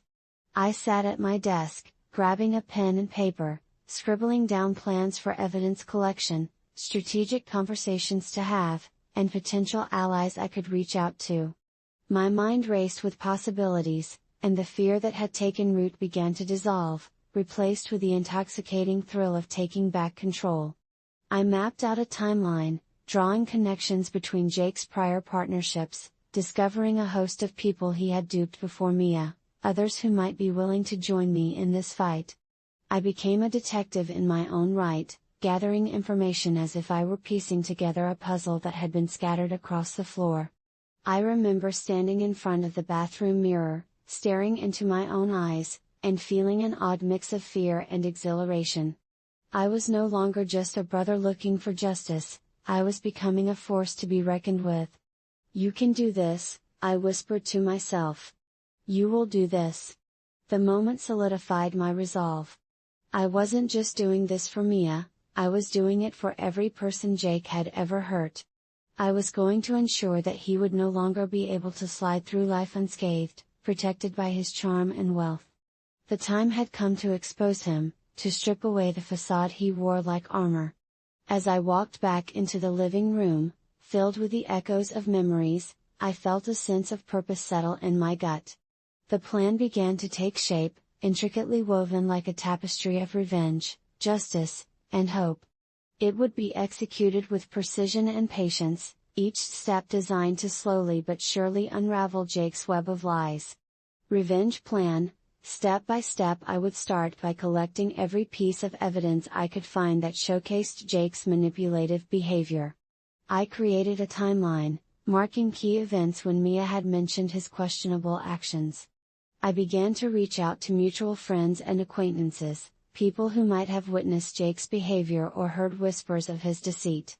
Jake was charismatic and well-liked. Some people might hesitate to believe the worst about him, while others might be too intimidated to speak out against him. Through my research, I discovered a few individuals who had been wronged by him, friends of friends who had shared their stories in hushed conversations. I reached out, cautiously at first, framing it as a simple gathering to share experiences. Over coffee and pastries, we pieced together how Jake had manipulated and betrayed each one of us. Trust among us was fragile. Some were still reeling from their experiences and reluctant to engage in any sort of confrontation with Jake. It would take time to build rapport and establish a sense of unity. I needed to bring in someone with experience, someone who could help navigate the legal waters. I sent my research to a law firm specializing in personal injury and defamation cases, highlighting the connections between Jake's actions and Mia's emotional distress. I met with a lawyer who understood the psychological aspects of our case and assured me that we could build a compelling narrative. Securing a lawyer willing to take on the case without initial proof could be challenging. I would have to convince them of the merit of our claims and the potential for a successful lawsuit.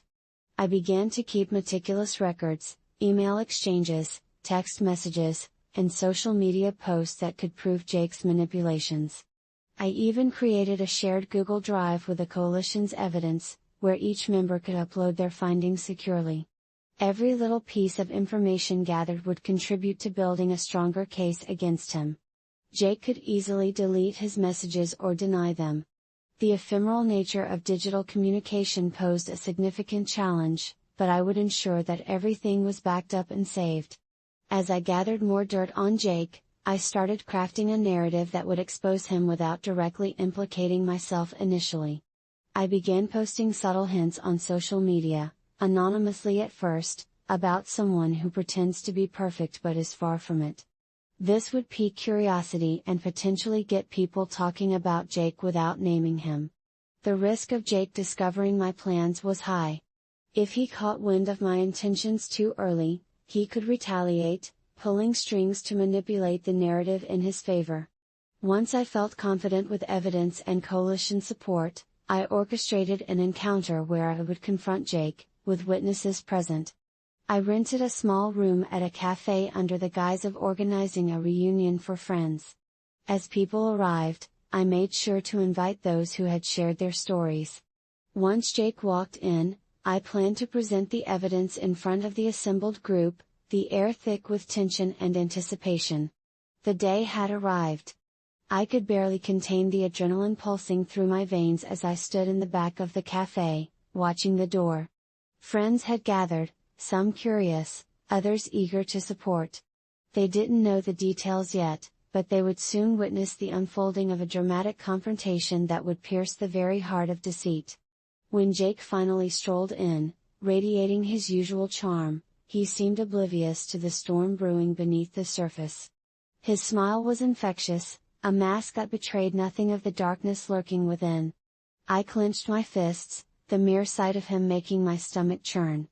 He greeted everyone casually, dropping jokes and smiles like confetti, completely unaware of the reckoning that awaited him.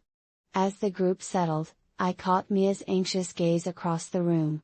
She had agreed to be here, but I could see the trepidation in her eyes. I remembered her fragile spirit, the way it had once shone brightly, and how Jake had extinguished that light. I raised an eyebrow at her, silently reassuring her that this was for her, for all that she had lost. Once everyone had settled, I cleared my throat, feeling the weight of my heart thundering in my chest. "Thank you all for coming," I began, my voice steady despite the whirlwind of emotions raging inside me. "We're here not just to catch up, but to address someone who has been hiding behind a mask of charm." I nodded toward Jake, and the mood shifted instantaneously. Laughter faded, replaced by an unsettling silence brimming with tension. Jake's grin faltered slightly as he furrowed his brow, confusion flickering across his face. "What's this about? Come on, man. We're here to have fun." He scoffed, attempting to brush off the palpable tension. But I was done playing games. "Mia," I called, my gaze locking onto hers. "Can you share the story of how you met Jake?" Mia looked up, her expression a mixture of fear and resolve. "I thought he loved me," she started, her voice trembling but gaining strength. "But it was all a lie. He was using me." Gasps echoed around the room, and Jake's face contorted into a mask of anger. "This is ridiculous. Mia, you're twisting things." He barked, but my heart quickened. The moment of revelation was dawning. I stepped forward, feeling the power surge within me. "You can't twist the truth, Jake. We have evidence." I activated a projector, and images flickered to life on the screen behind me, screenshots of manipulated texts, emails where Jake had woven his web of deceit, and testimonies from others who had fallen victim to his charm. The looks on the faces of our friends, but more importantly, on Jake's, were priceless. Shock, disbelief, horror. His skin turned an ashen shade, the bravado crumbling as the weight of betrayal bore down on him. "What the hell is this?" Jake stammered, his confidence evaporating like mist in the morning sun. "You can't do this." "But I can," I said, my voice rising above the chaos. "You thought you could get away with hurting Mia and everyone else, didn't you? You thought you were untouchable." Screams of outrage began to ripple through the group. "You manipulated her. How could you? We trusted you."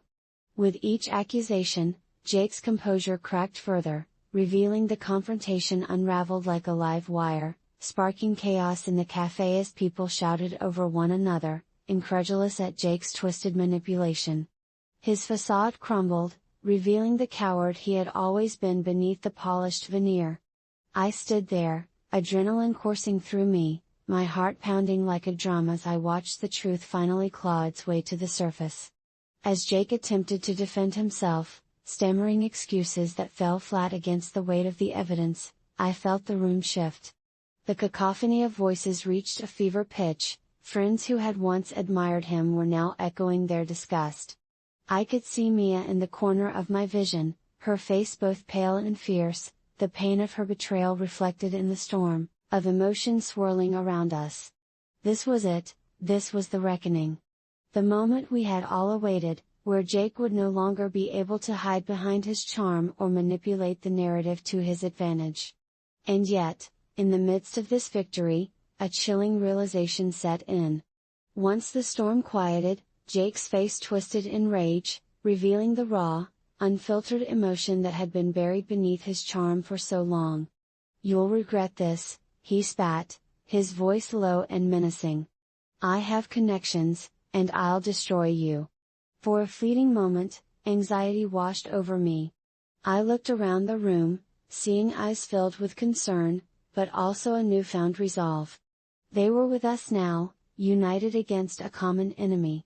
But the consequences of my actions set in motion a chain reaction that would reverberate for months to come.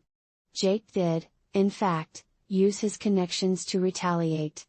The following week, I woke up to find my inbox flooded with emails, cease and desist letters, threats of defamation lawsuits, and even an ultimatum. He painted me as an obsessed brother seeking revenge, attempting to turn the narrative on its head. At first, I was terrified.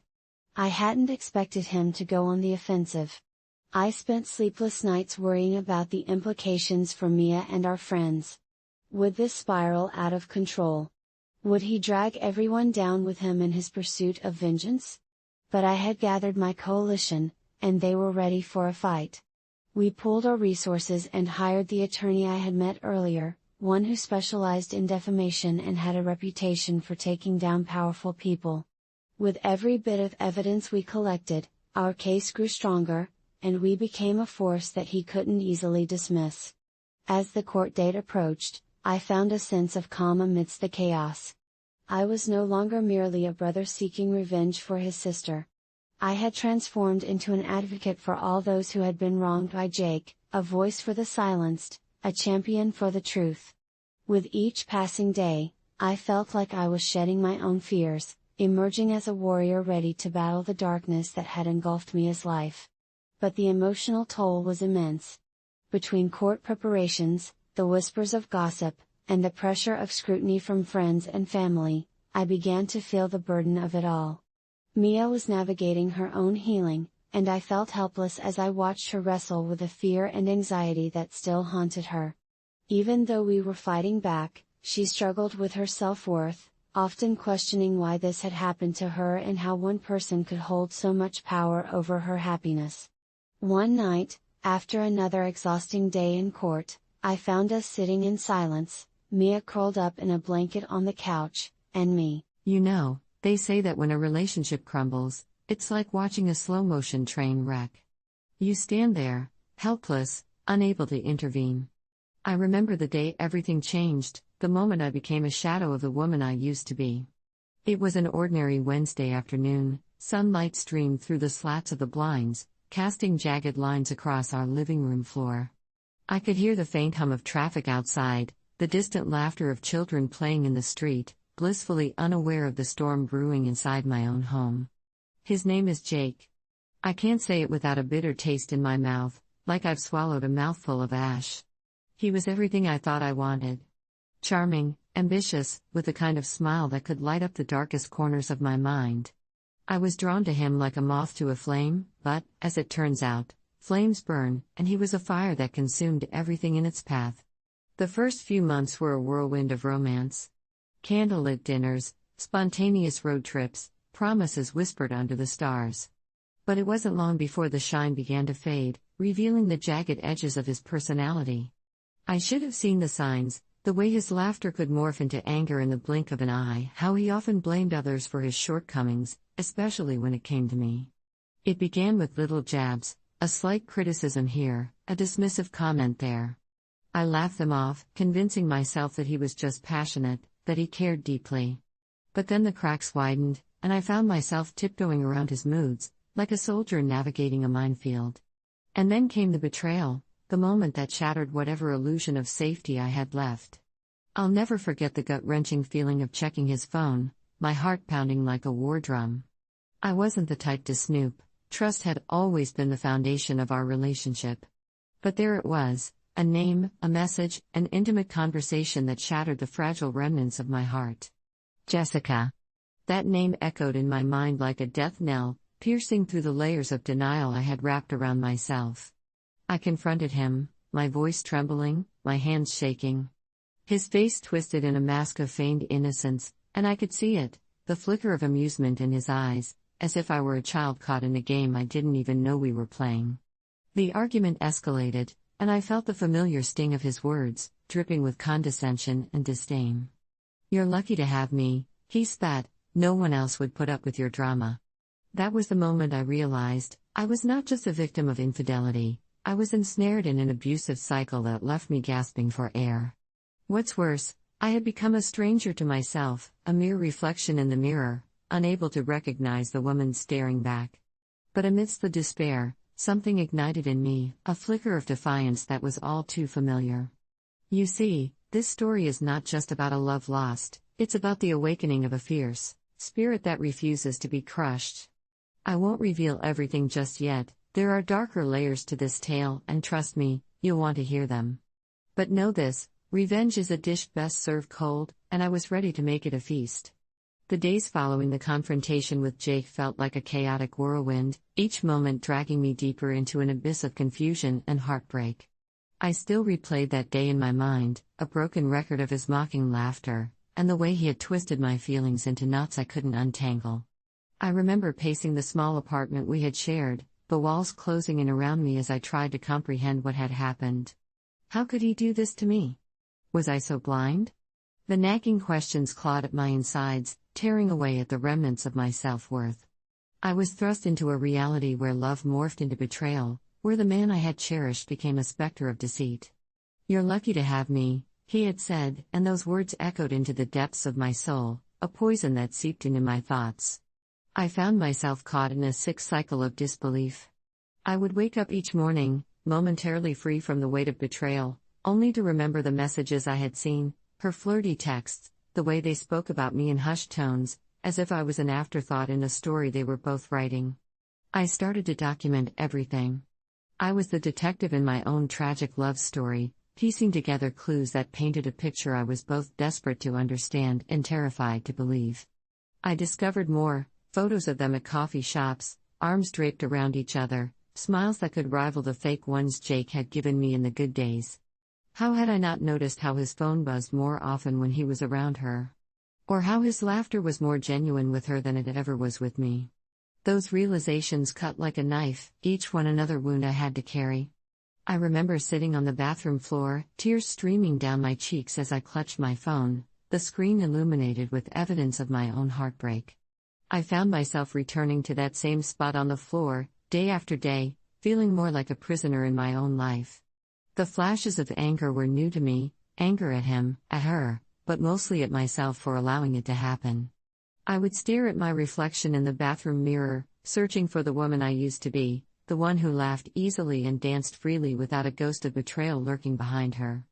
Instead, I saw someone shattered, fragments of my identity scattered like broken glass. And then, there was the ever-deafening silence. I began to notice how Jake's rage manifested when I refused to engage with him after the confrontation. His anger boiled over like a pot left to simmer for too long. I felt it in the weight of his presence, the way he would loom over me, demanding attention, as if I owed him my unwavering loyalty despite the reality of his infidelity. "You're being dramatic," he would say, dismissing my pain with a wave of his hand, and each dismissive word stung like a fresh slap in the face. I began to withdraw, step by step, night by night, feeling the energy drain from me as I became increasingly aware of the emotional manipulation surrounding me. I was fighting to survive in this toxic atmosphere, where my heartbreak was reduced to a mere annoyance. Confusion turned to anger, anger ignited an ember of rage. The idea of revenge simmered quietly, but it felt like a distant dream, something to hold on to as I grappled with the injustice of it all. The deeper I dug into his betrayal, the more I uncovered, a tangled web of lies that had been spun around my once innocent heart. Each new discovery felt like a fresh wound, reopening the scars I was desperately trying to heal. I started replaying every moment, every conversation we had, searching for signs I had missed, desperate to understand how I had ended up here. The laughter we shared now felt laced with poison, and every tender gesture felt like a cruel joke. I remember one evening vividly, the sky bruised with dusk as I sat alone at a local cafe, pretending to sip my lukewarm coffee. I scrolled through my phone, numb to the world around me, when I saw it, a selfie Jake had posted with Jessica. They were beaming, faces inches apart, the smile on his lips told a story that my heart couldn't bear to decipher. The caption read, "Living my best life with my favorite person." My stomach churned as embarrassment washed over me. I felt exposed, like I was standing naked in front of an audience while everyone pointed and laughed. I wasn't just the jilted lover, I was the punchline to a joke I had never asked to be a part of. Amidst that crushing humiliation, I felt the sting of isolation creeping in, wrapping around me like a suffocating blanket. Friends began to notice my withdrawn demeanor. I could see their concerned glances, their whispered conversations, but I couldn't bear to share my pain. I felt like a burden, and the shame of my situation chained me to silence. The happy hours turned into awkward meetings where I forced smiles while my insides rotted away. I felt like a ghost, drifting through the remnants of my social life while Jake continued to flaunt his new relationship, unbothered by the wreckage he had left behind. Jake's friends, once my friends too, began to side with him. When I shared snippets of my hurt, I was met with patronizing chuckles and reassurances that he's just a guy being a guy. Their dismissive tone ignited a fire within me, intensifying my sense of betrayal. I found myself yearning for the company of those who understood my pain, but instead, I was met with indifferent nods and pitying eyes. I felt like the villain in my own story, a pariah in a world that once embraced me. The isolation reached a peak when I decided to confront my best friend, Sarah. I confided in her about everything, hoping for a shred of support. But what I got instead was an uncomfortable silence, followed by her hesitant admonishment of my actions. "You shouldn't have gone through his phone," she said softly, as if I were the guilty party. I felt my heart sink, crushed under the weight of her judgment. It was as if the walls were closing in, trapping me in a reality where even my closest allies were turning their backs, leaving me to fend for myself in an endless night of despair. It was during one of those long nights, tossing and turning in bed, that I started to plot my revenge. I could feel the anger bubbling beneath the surface, the rage I had suppressed for so long finally forcing its way out. I envisioned the moment I would confront him, my fists clenched, my heart racing with the adrenaline of betrayal turned into power. But it would take time and cunning. I would need to be strategic. I needed something concrete, a way to turn the tables, a way to make them feel the weight of their actions. As the days turned into weeks, a plan began to form in my mind. I started to gather evidence, screenshots of their conversations, photos of their time together, anything I could use against him. With the flickering light of my laptop illuminating my darkened room, I felt a surge of purpose I hadn't experienced in months. I was no longer just a passive victim, I was a woman on a mission, and it felt exhilarating. The turning point came on an ordinary Friday night. I had been up late, scrolling through social media when I stumbled upon a post from Jake, shared publicly for the world to see. It was a photo of him and Jessica at a lavish party, their arms intertwined, grinning like they had just conquered the world. I could feel my heart drop into the pit of my stomach as I read the comments from his friends, lauding him for his catch. I was shaking with a mix of sorrow and rage, and I slammed my laptop shut, the sound echoing throughout the silent room. That's when it hit me like a thunderbolt. I was done being the punchline in their twisted little love story. I looked around my dimly lit space, the remnants of our shared life cluttered in corners, photos of happier times staring back at me. My eyes landed on something that sent a chill down my spine, the framed picture of us at the beach, full of laughter, capturing a moment when I actually believed in our love. In that instant, the memory of his last words seeped in, echoing like a taunting chorus in my mind, "You're lucky to have me." No, I was done feeling lucky. I would take back my power. I needed to show him that his actions had consequences, that I was not just some side character in their story. I was the protagonist, and it was time to write my own ending. Fueled by adrenaline, I sprang into action. I pulled out my phone, scrolling through the pictures I had saved. Each image I had collected felt like a tiny victory, a stepping stone towards my freedom. I meticulously organized the evidence, screenshots of his text exchanges, the photos of their outings, all the little moments he had shared publicly while he had me masked in the shadows. I could feel the heat of determination rising within me as I created a folder, labeling it with a name that made me smirk, Jake's True Colors. But the plan needed more than just evidence. I needed a way to weave the truth into a narrative that would hit them both where it hurt, their carefully curated images of happiness. The idea crystallized in my mind like ice forming on still water. I would confront him, but not just for myself. I would expose him to everyone who had been fooled by his charm, a public acknowledgement of his deceit. I envisioned sending an anonymous message to his friends, sharing the evidence and revealing the facade he had created. The final straw came when I overheard him on the phone one evening, laughing about how easy it was to manipulate me. I stood frozen behind the half-closed door, my heart racing as he bragged to someone about how I was too emotional to ever leave him. It was as if every fiber of my being was ignited by indignation. The reality of my situation became crystal clear. He had built a narrative around me, one that painted me as unstable and needy, while he strutted around as the misunderstood hero. At that moment, I realized I was done being afraid. The anger that had simmered beneath the surface erupted like a volcano, and all my fears melted away into determination. I would not just confront Jake, I would dismantle his carefully crafted illusion. I would take back my narrative, and I would do it on my own terms. I felt a rush of exhilaration as I plotted. I would gather this is where my detailed plan began to take shape, a meticulous blueprint designed not just to sting, but to dismantle the very foundation Jake had built his new relationship upon. It was time to flip the script, and I was ready to play my part. Here's how I envisioned it all unfolding. Step 1, Evidence collection. I had already begun this process, but it was time to go all in. I meticulously scoured my phone for every shred of evidence that could help me. Screenshots of their flirty text exchanges, Instagram posts, Snapchat stories, they all went into their own folder titled Jake's True Colors. I wanted to ensure I had not just proof of his infidelity, but also material that highlighted his manipulation. I had to be careful not to draw attention to myself. I didn't want Jake to grow suspicious as I gathered this information. It meant I had to act naturally, engaging with my friends and maintaining a facade, even as I plotted in secret.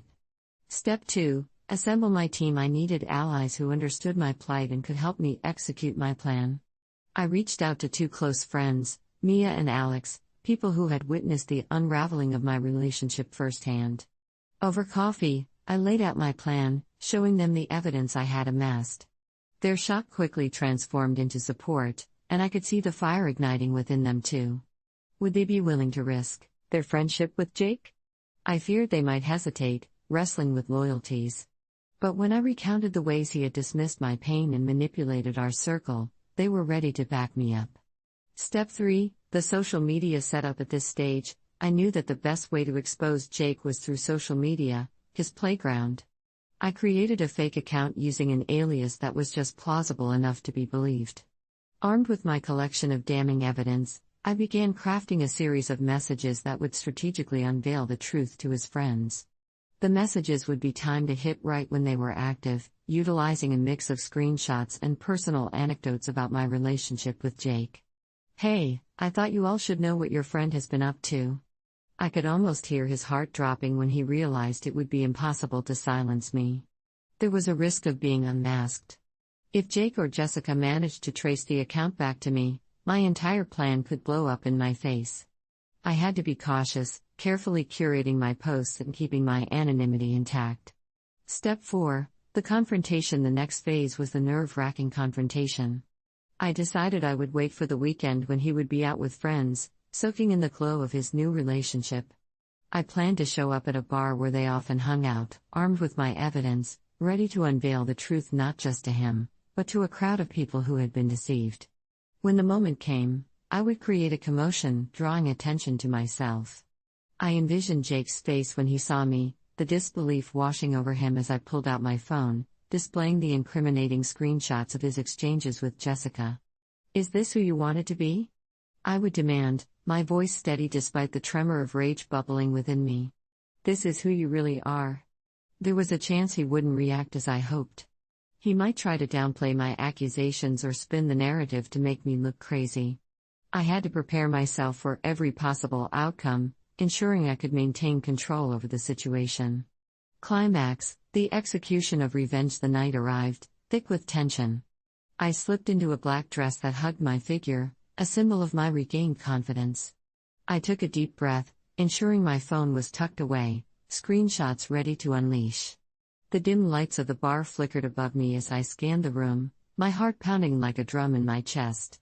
I spotted him immediately, Jake, laughter erupting from his lips, Jessica's hand intertwined with his. They looked like a perfect couple, and it made my stomach churn. I felt a surge of adrenaline. This was it. I fought through the waves of anxiousness and made my way towards them, my friends Mia and Alex trailing slightly behind. The closer I got, the more I focused on a fury that had been building within me, a fire that had simmered for far too long. As I approached, I caught the glimmer of surprise on Jake's face when he spotted me. I could see the moment he realized something was off, his laughter faltered, and his smile faded. Jessica's face twisted in confusion, a shadow of doubt flickering in her eyes. I cleared my throat, a smile plastered on my face that felt more like a snarl. "Jake," I said, my voice cutting through the noise like a knife. "We need to talk." He blinked, disbelieving, glancing at Jessica, who looked ready to burst with curiosity. "What are you doing here?" he stammered, feigning nonchalance. "Just wanted to remind you of who you really are," I replied, pulling out my phone and holding it up for everyone to see. "You remember these, don't you?" I scrolled through the evidence I had meticulously collected, each screenshot illuminating the truth like a flash of light in a dark room. I could see the color drain from his face. The bar, once filled with laughter, began to fall silent. Faces turned towards us, drawn in like moths to a flame, curious about the unfolding drama. My friends stood back, watching, ready to support me, and I felt a palpable shift in the atmosphere. The tension was electric, vibrating through the crowd. Jake leaned forward, his brow furrowed. "What the hell is this?" he snapped, but his forced bravado didn't mask the tremor in his voice. I continued scrolling, flipping through the text that showcased his betrayal. "Can't wait for our date next week?" I read aloud, my tone dripping with mockery.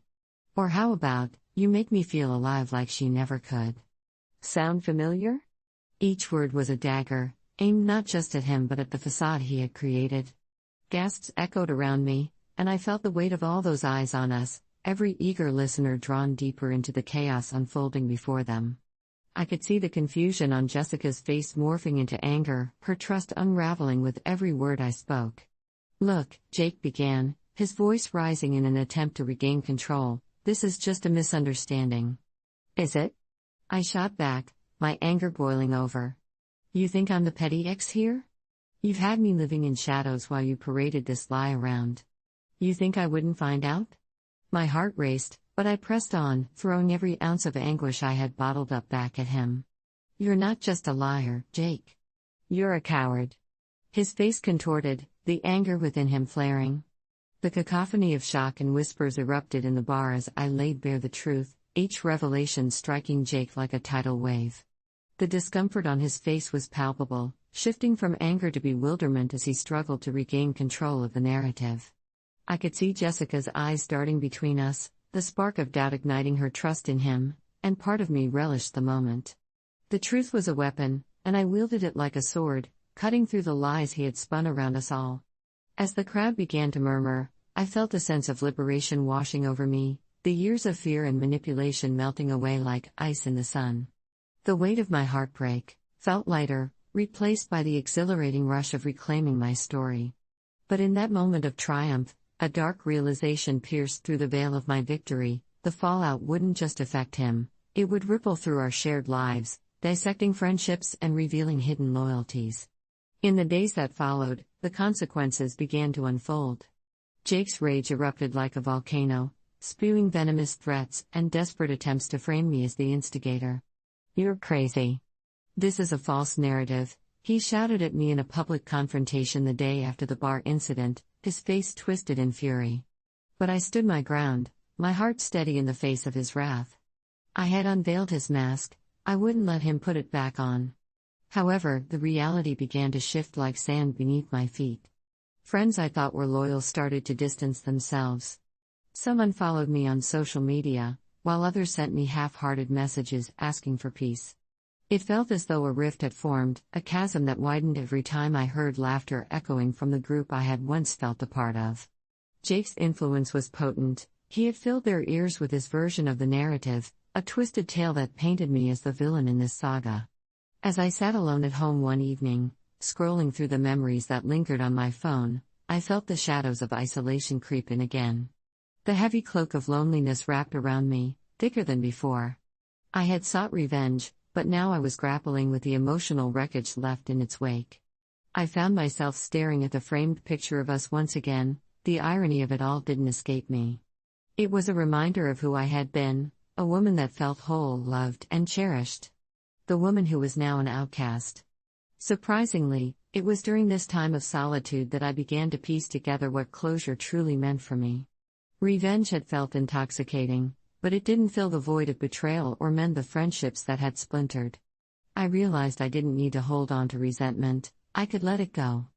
I began to channel my energy into healing instead, working out, journaling, attending therapy sessions where I could finally be heard without judgment. I surrounded myself with those who truly saw me for who I was, not who Jake had depicted. It was months later that I found myself unexpectedly running into Sarah, my best friend who had distanced herself after the fallout. In that moment, I was prepared for hostility, for her to return to the narrative Jake had spun, but instead, I felt a tremor of hope. She approached me, her head bowed, and with a shaky breath, she admitted, "I believed him, but I see it now. I should have stood by you." That moment of honesty touched a tender spot in my heart. It was one of those rainy Tuesday afternoons where the world feels heavy with secrets, each drop of water an echo of the lies I had been drowning in for months. I sat cross-legged on my bed, the familiar scent of my lavender-scented candles mingling with the cold, metallic smell of the city outside. As I stared at my phone, the screen lit up with another message from him, all sweet emojis and claims of devotion, my heart twisted into knots. His name was Jake, a name that once made my heart flutter but now made my stomach turn. We had been together for 2 years, each moment shared a tapestry woven with laughter, stolen kisses, and whispered dreams. But it was in those quiet moments, when the laughter faded and the silence settled in, that I began to sense something was amiss. I had seen the way he looked at his phone, his face lighting up with a smile that wasn't meant for me, how he'd pull away just enough to keep me guessing.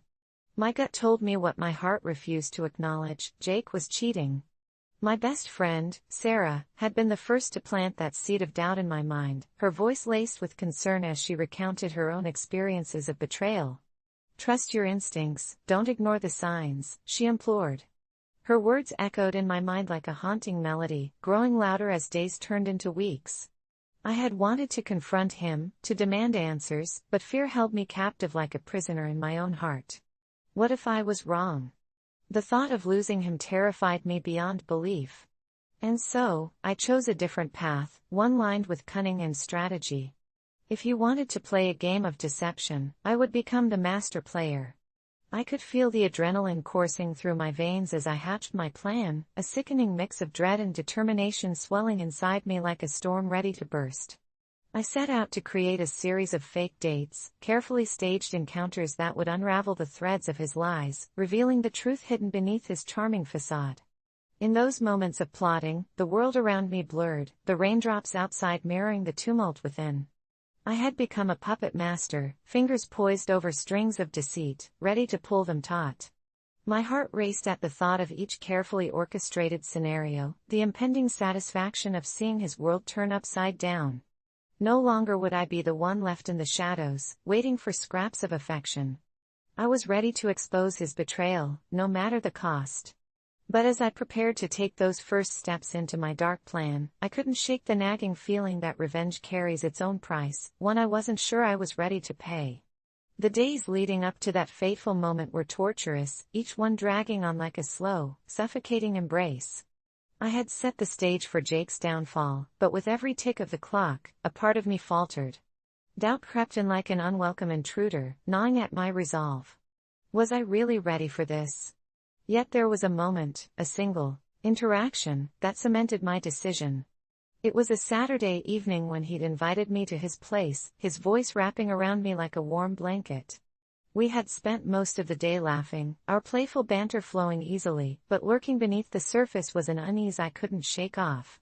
As the sun dipped below the horizon, casting long shadows across his living room, I caught a glimpse of his phone, sitting innocently on the coffee table, screen lit up. It was a notification, a message from someone named Lily. Just as my heart sank into my stomach, he casually reached for it, his fingers brushing against the screen in a way that felt too protective, too secretive. My pulse quickened, and I felt a sudden rush of nausea. "Who's Lily?" I asked, my voice trembling as I tried to maintain a facade of nonchalance. He laughed, a light, airy sound that felt like cold water splashed in my face. "Just a friend from work. You know how it is, right? He said it so casually, as if his words were meant to soothe, but it only turned my stomach further. "You're the only one I care about." Those words hung in the air like a cruel joke. My heart screamed for clarity, but my mind wrestled with disbelief. Who was Lily? Why did he need to shield this friend from me? My thoughts collided in a whirlwind of confusion, each one fueled by a cocktail of betrayal and heartache. Waking up the next morning, I felt like a stranger in my own skin. The light that usually warmed our shared moments had darkened, casting a pall over my thoughts. I spiraled down an emotional abyss, replaying his laughter, his touch, the way he'd looked at me. It all felt like a carefully crafted facade, and my heart, so eager to believe in love, was now battling overwhelming anger. I turned to Sarah, my confidant, my rock amidst the storm. Over lattes at our favorite cafe, I poured out my pain, my fears, and the unsettling dread that gnawed at me. "I just want the truth, Sarah. I can't keep living like this, wondering if I'm just a backup plan." Her eyes softened with empathy, but I noticed the flicker of something else, encouragement. "You deserve to know, and if he's lying, you need to show him the consequences. You have to be bold enough to uncover the truth." Those words ignited a spark within me, an awakening of sorts. It was a call to arms, a reminder that I was not powerless. I could take control of this situation, flipping the script in a way he never saw coming. The thought of deception became less about revenge and more about liberation, a release from the chains of uncertainty that had bound me for so long. It was that same night that I mapped out my first encounter, a blind date set up with a perfect girl I'd found on social media, someone who looked just enough like me to stir confusion and suspicion. I crafted the message so carefully, making sure it would pop up at the right moment. I imagined him sitting at a bar, glancing at his phone with casual excitement, only to be hit with the shocking realization that I was no longer the only one in his orbit. I wanted him to feel the uncertainty I had endured for so long, the gnawing anxiety of wondering if your partner's affection was genuine or merely a performance. But the energy I had poured into my plan quickly spiraled into something darker. As I executed my first setup, I watched from a distance, my heart racing and mind swirling with anticipation. I had arranged for Jake to be at that bar with his friends when the date was supposed to happen. I imagined seeing his face when he received the message, the moment his carefree laughter would falter into disbelief. But instead of satisfaction, I was gripped by an icy dread. What if he truly loved me? What if this pushed him away permanently? The evening came, the bar buzzing with laughter and chatter, and I stood in the shadows, heart pounding as I watched him. The seconds felt like hours as I witnessed his friends egg him on to check his phone. He laughed boisterously, not knowing that the joke was about to be on him. The moment arrived, he pulled out his phone, and I held my breath, anticipation tearing through me. When he read the message, an innocuous but suggestive text meant to spark his curiosity, I saw the flicker of confusion, then the unmistakable spark of intrigue in his eyes. I was shaking with adrenaline, but a tide of guilt washed over me. I was doing this to expose his lies. Why did it feel like I was cracking open my own heart instead? Suddenly, the joy in my scheme turned bitter. Instead of confronting him with the truth, I was reduced to a mere spectator, watching as he responded with excitement. He typed back, and I could see the way his face lit up with flirtation. My heart sank again, this time deeper than before. The laughter of his friends bounced around me, but I felt utterly isolated, a ghost among the living, trapped in my own twisted game. Over the next couple of weeks, each fake date led to an avalanche of emotions. I carefully orchestrated several setups, each one designed to push Jake closer to the brink of discovery. But with every encounter I facilitated, the weight of my guilt became heavier. I felt like a puppet master entrapped by my own strings, the joy of revenge quickly morphing into an addiction I couldn't control. Then, everything imploded one evening when I received a message from Sarah. It was late, and the ominous tone of her text sent shivers down my spine. "We need to talk. It's about Jake." My heart raced, and I felt the familiar sense of dread return. It appeared he didn't just keep secrets from me, he had secrets from everyone. Sarah had seen him, the real Jake, out with someone else, someone who wasn't part of my cruel game. I confronted her immediately, her words crashing over me like waves.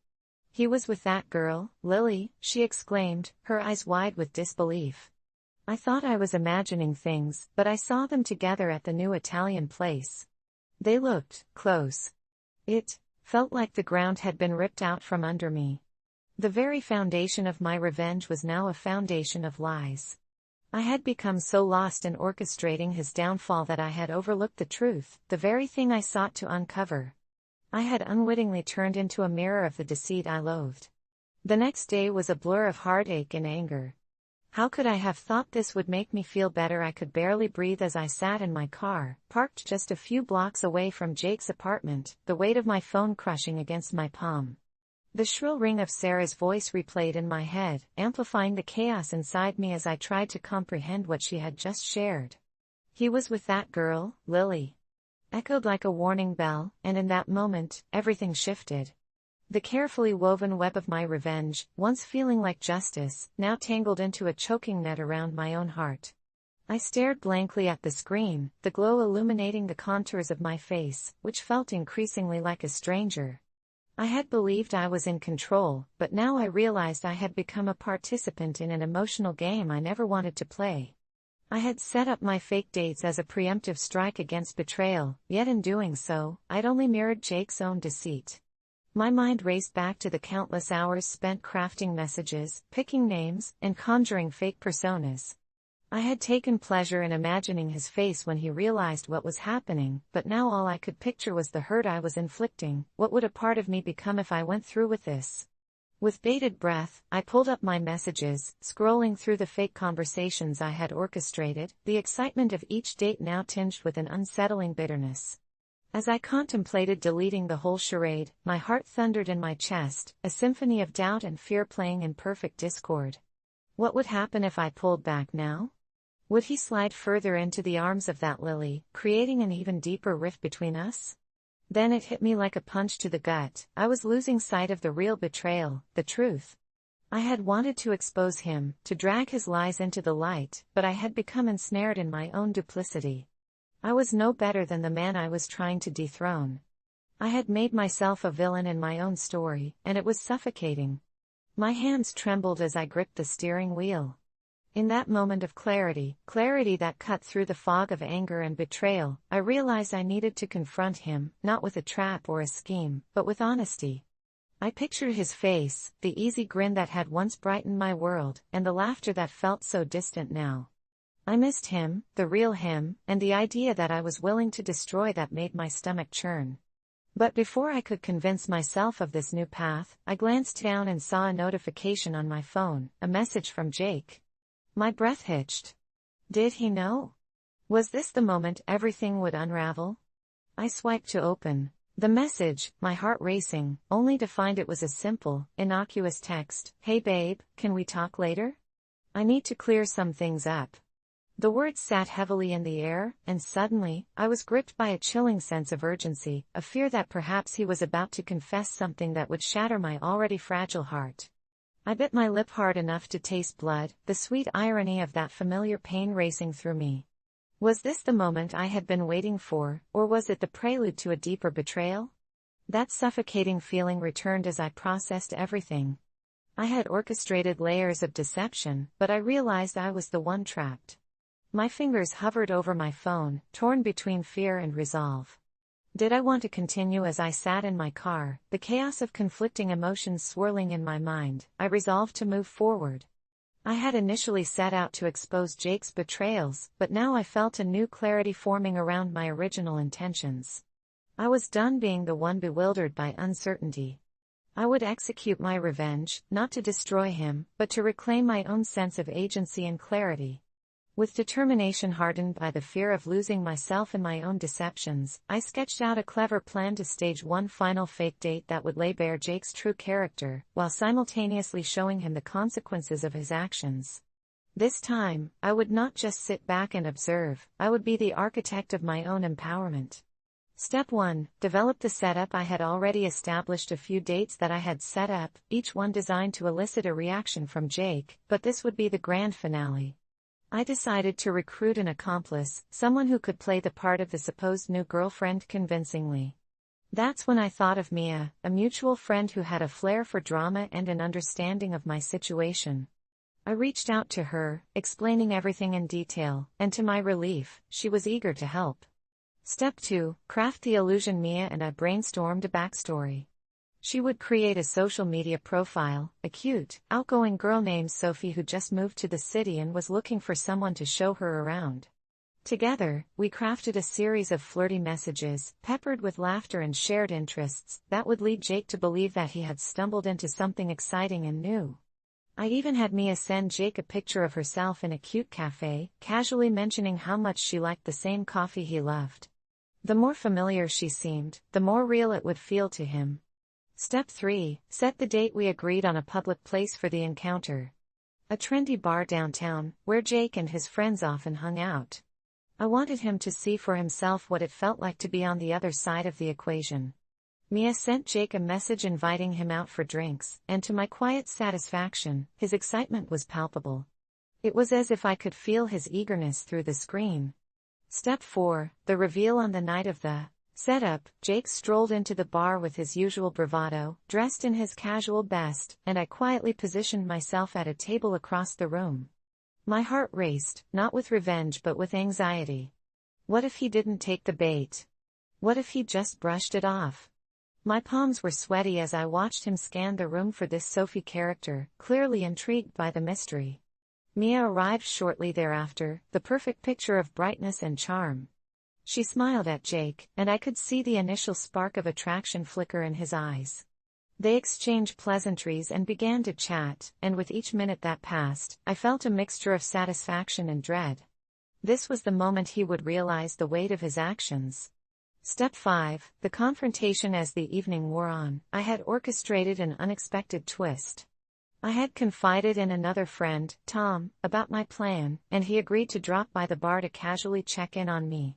He was the perfect wrench in the gears of Jake's deception. As Tom entered and waved at me, I caught Jake's eye, and the realization hit him like a freight climax. Jake's laughter echoed in the dimly lit bar, a sound that once filled me with warmth. Now, it clawed at my insides, grating against the reality I could no longer ignore. I shifted in my seat, my heart pounding as I watched him lean in closer to Mia, his eyes sparkling with mischief. They were building a connection, and with every shared joke, I felt the walls I had erected around my heart begin to crumble. But I had a plan. I inhaled deeply, grounding myself as I leaned into the moment. This was the climax of my revenge. I had to see it through. Tom's presence became my anchor.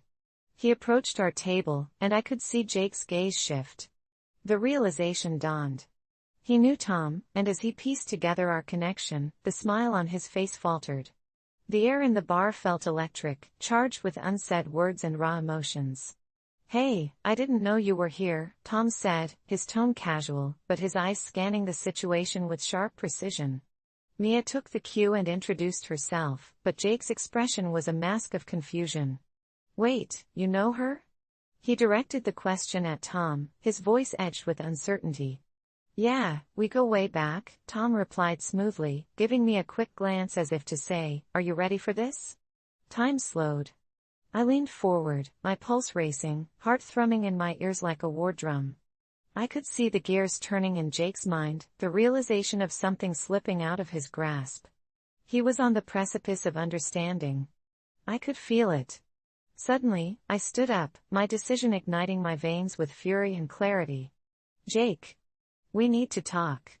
My voice rang out, slicing through the chatter of the bar. Heads turned, and the laughter dimmed to a hush.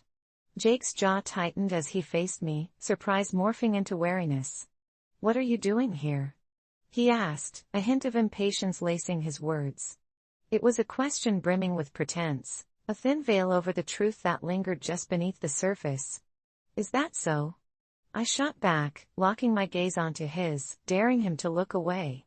The heat of the moment surrounded us as I took a step closer, feeling the weight of every shared memory pressing against my chest. "You don't think I would let you embarrass me without a word, do you?" His expression shifted, a flash of panic crossing his features as he glanced at Mia. The tension was suffocating, a thick fog of realization that hung heavy between us. Every secret, every lie we crafted, now spiraled into the air like a plume of smoke, dissipating slowly but surely. "Wait, what do you mean?" he stammered, his bravado faltering as confusion danced in his eyes. I couldn't hold back the bitterness that seeped into my tone. "You thought you could have it all, didn't you?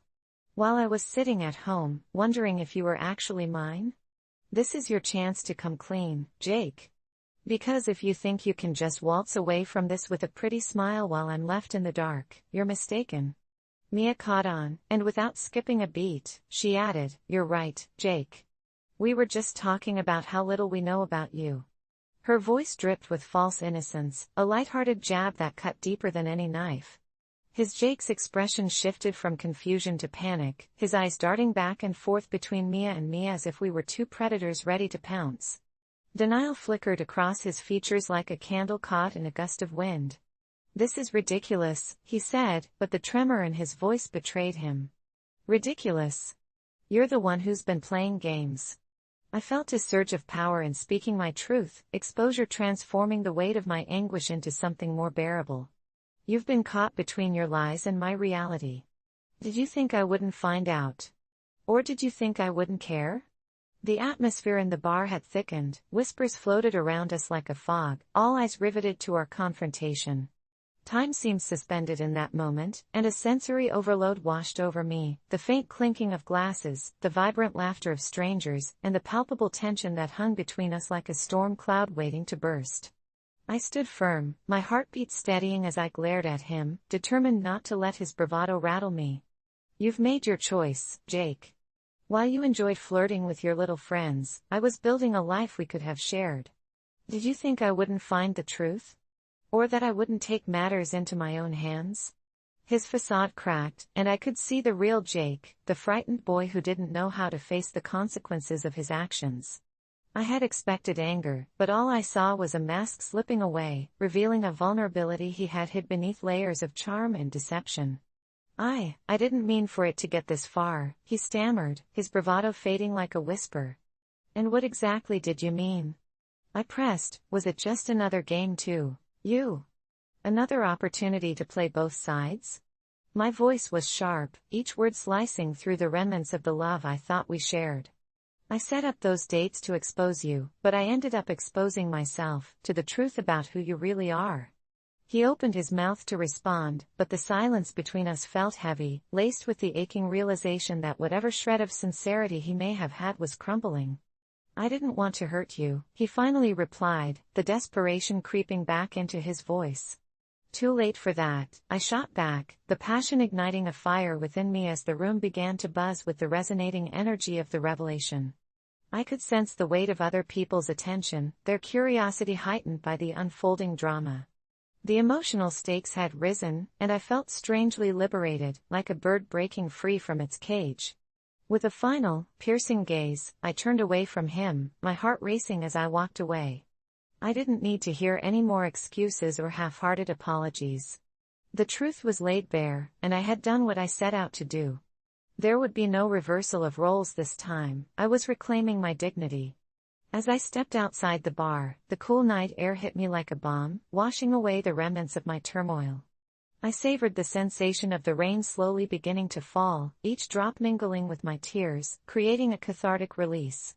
Beneath the stormy sky, I found clarity in the chaos. I had chosen to confront my own vulnerability, and in doing so, I had reclaimed my power.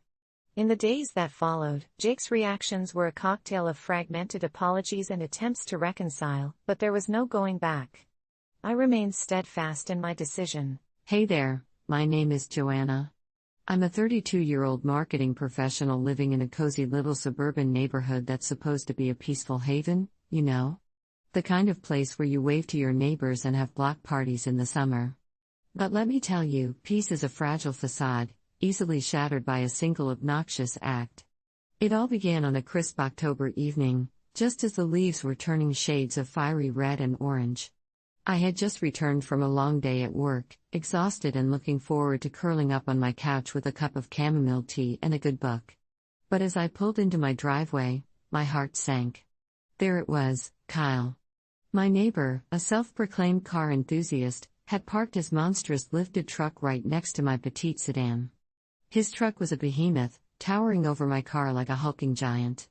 And to top it all off, he left just enough space for me to barely squeeze in without risking a scratch on my already battered paint job. Kyle was everything I despised about my neighborhood, a loud, egotistical man whose idea of fun seemed to involve revving his engine at all hours and blasting music that rattled the windows of my home.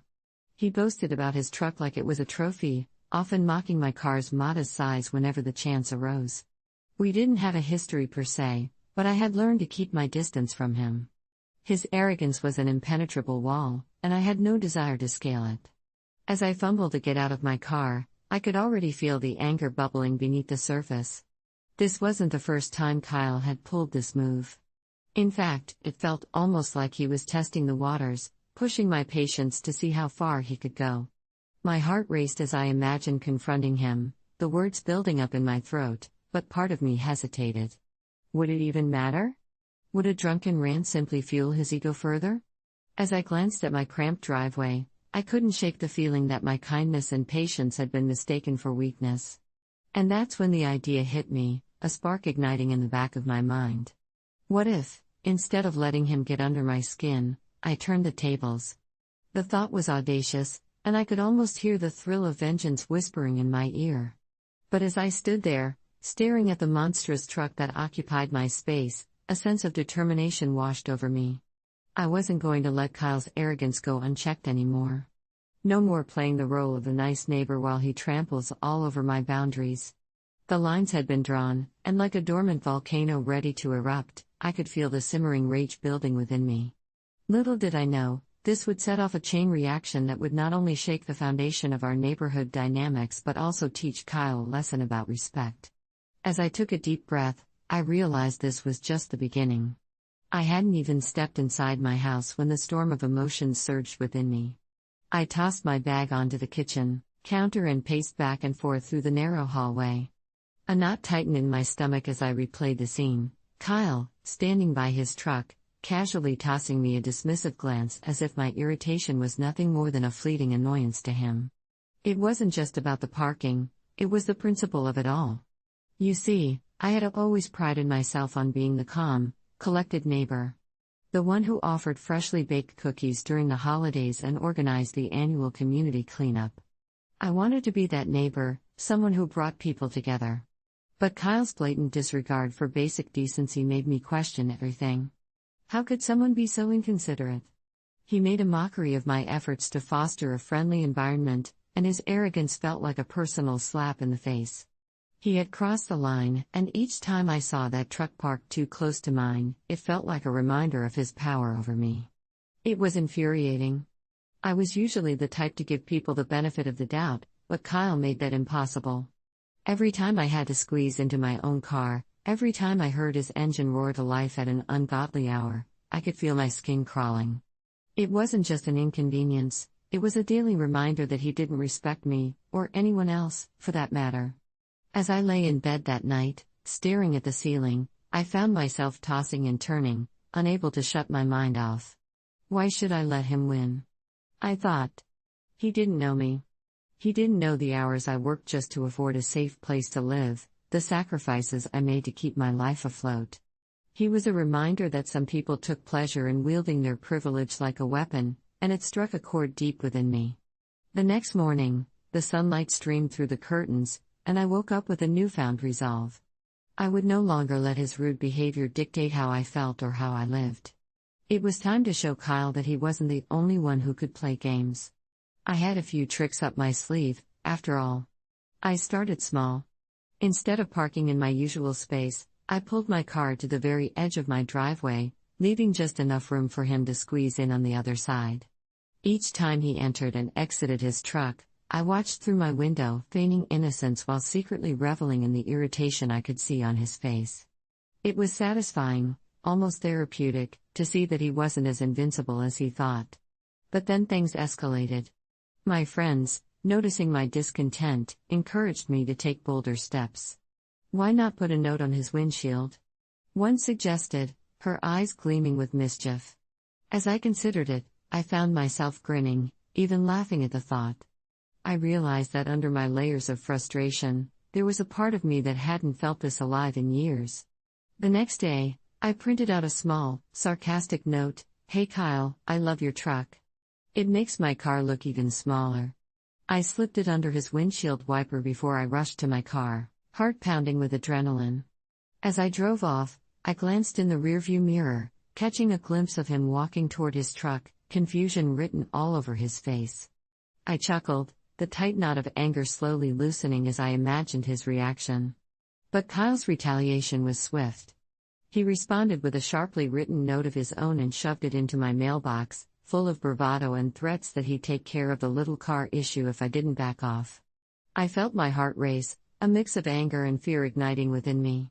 This wasn't just a game, it was turning into a war. But part of me felt invigorated. I was no longer just the nice neighbor. I was fighting back. As I stood in my kitchen, staring at the note, I felt a dark sense of satisfaction. This was not just about a parking space anymore, it had become very personal. I was reclaiming my space, not just in the driveway but in this neighborhood, in my life. I could feel the scales tipping, and the thrill of vengeance coursed through me. I was determined to win this battle, whatever it took. And that's when I knew, this was just the beginning. The days that followed turned into a relentless cycle of cat and mouse, and what I thought would simply be a harmless game escalated into a full-on war. Kyle, oblivious to the fact that he was fighting against an underestimated woman, began acting out with even more audacity.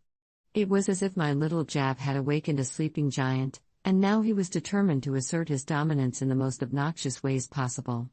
Each morning, I woke up with a sense of dread mixed with anticipation.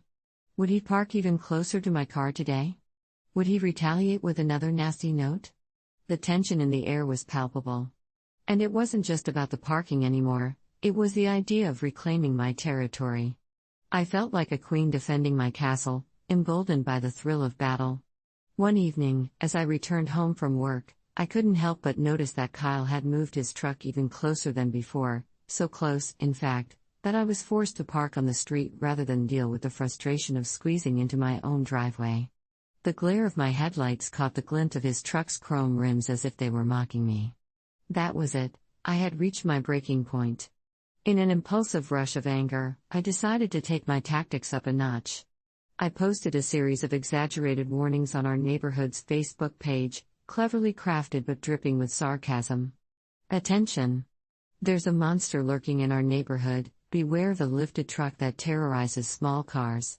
I even included a picture of Kyle's truck, distorted with a funny filter that made it look like a cartoonish bull. The likes and responses flooded in, my friends rallied around my cause, encouraging me and sharing their own stories of inconsiderate neighbors. But as the attention on my post grew, so did Kyle's fury.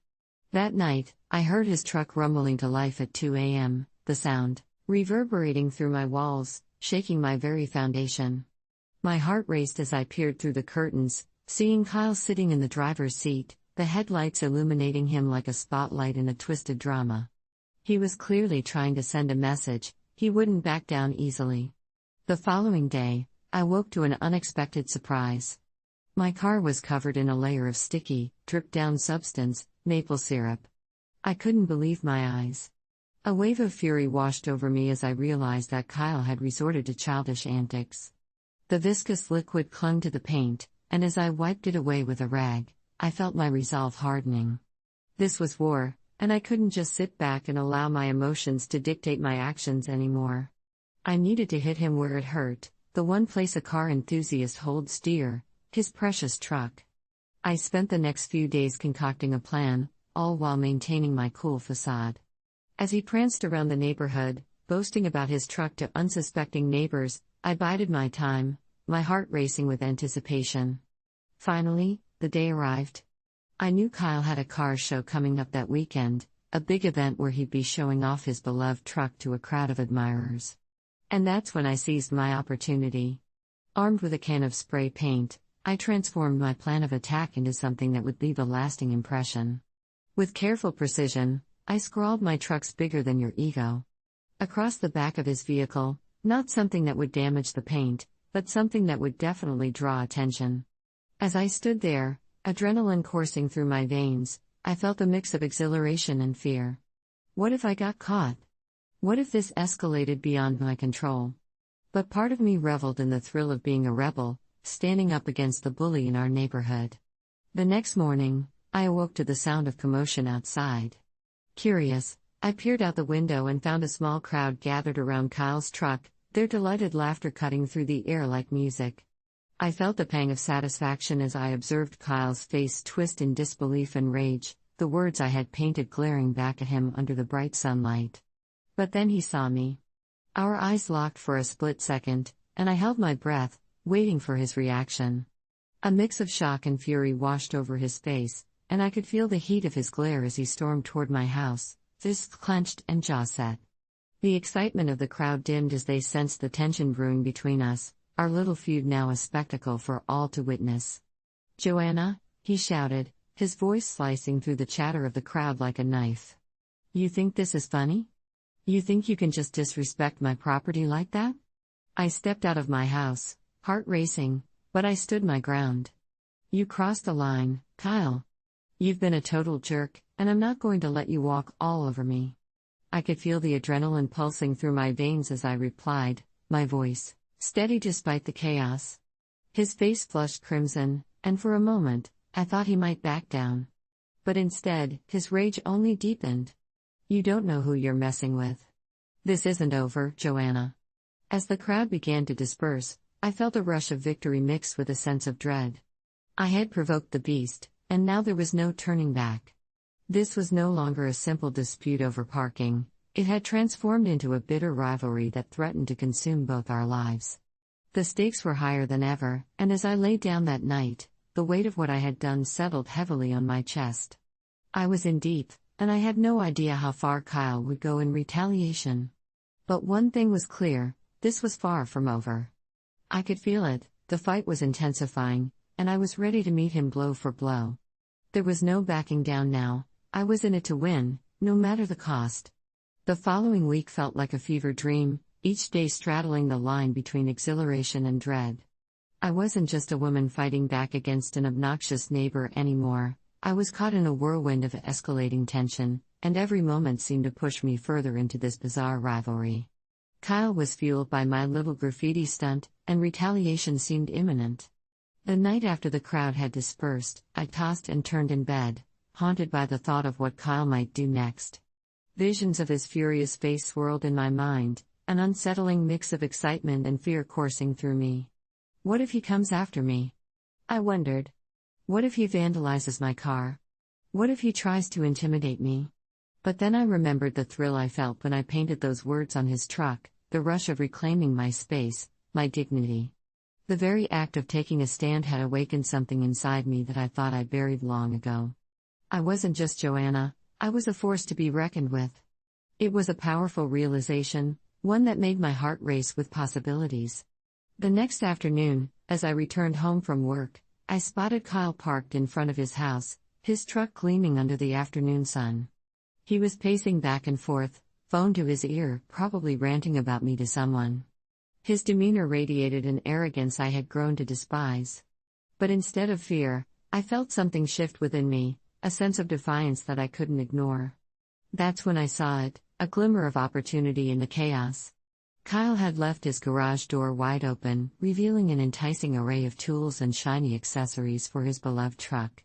A thought flickered through my mind, and suddenly everything clicked into place. The turning point had arrived. In a heartbeat, I felt the thrill of revenge coursing through me again, but this time, it was different.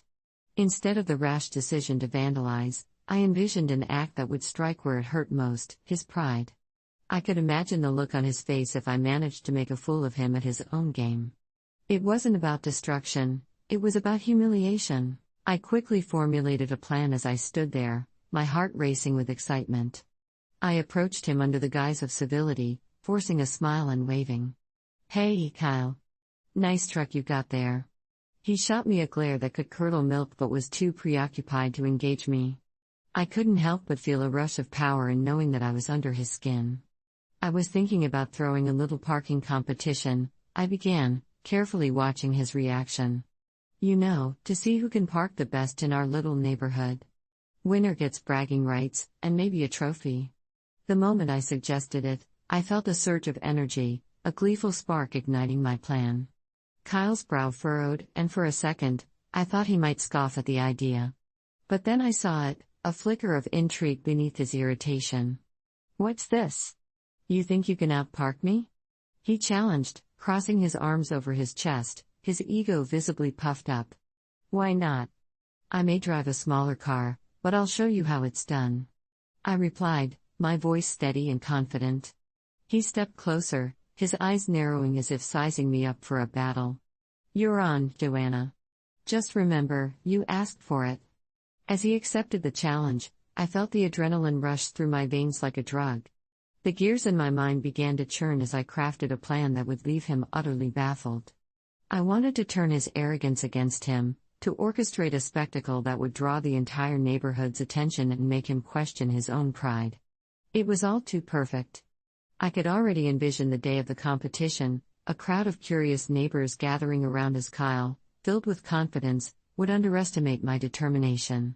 It was clear to me now, the stakes had never been higher, and I was prepared to flip the script, to take my revenge in a way that was as poetic as it was satisfying. The thrill of it all left me breathless. I could see my victory, even before the competition began. By turning the gathering of spectators into an audience for my retribution, I was no longer just Joanna, the nice neighbor. I had transformed into a challenger, ready to unveil the foolishness of my neighbor's ego while simultaneously reclaiming my standing in the community.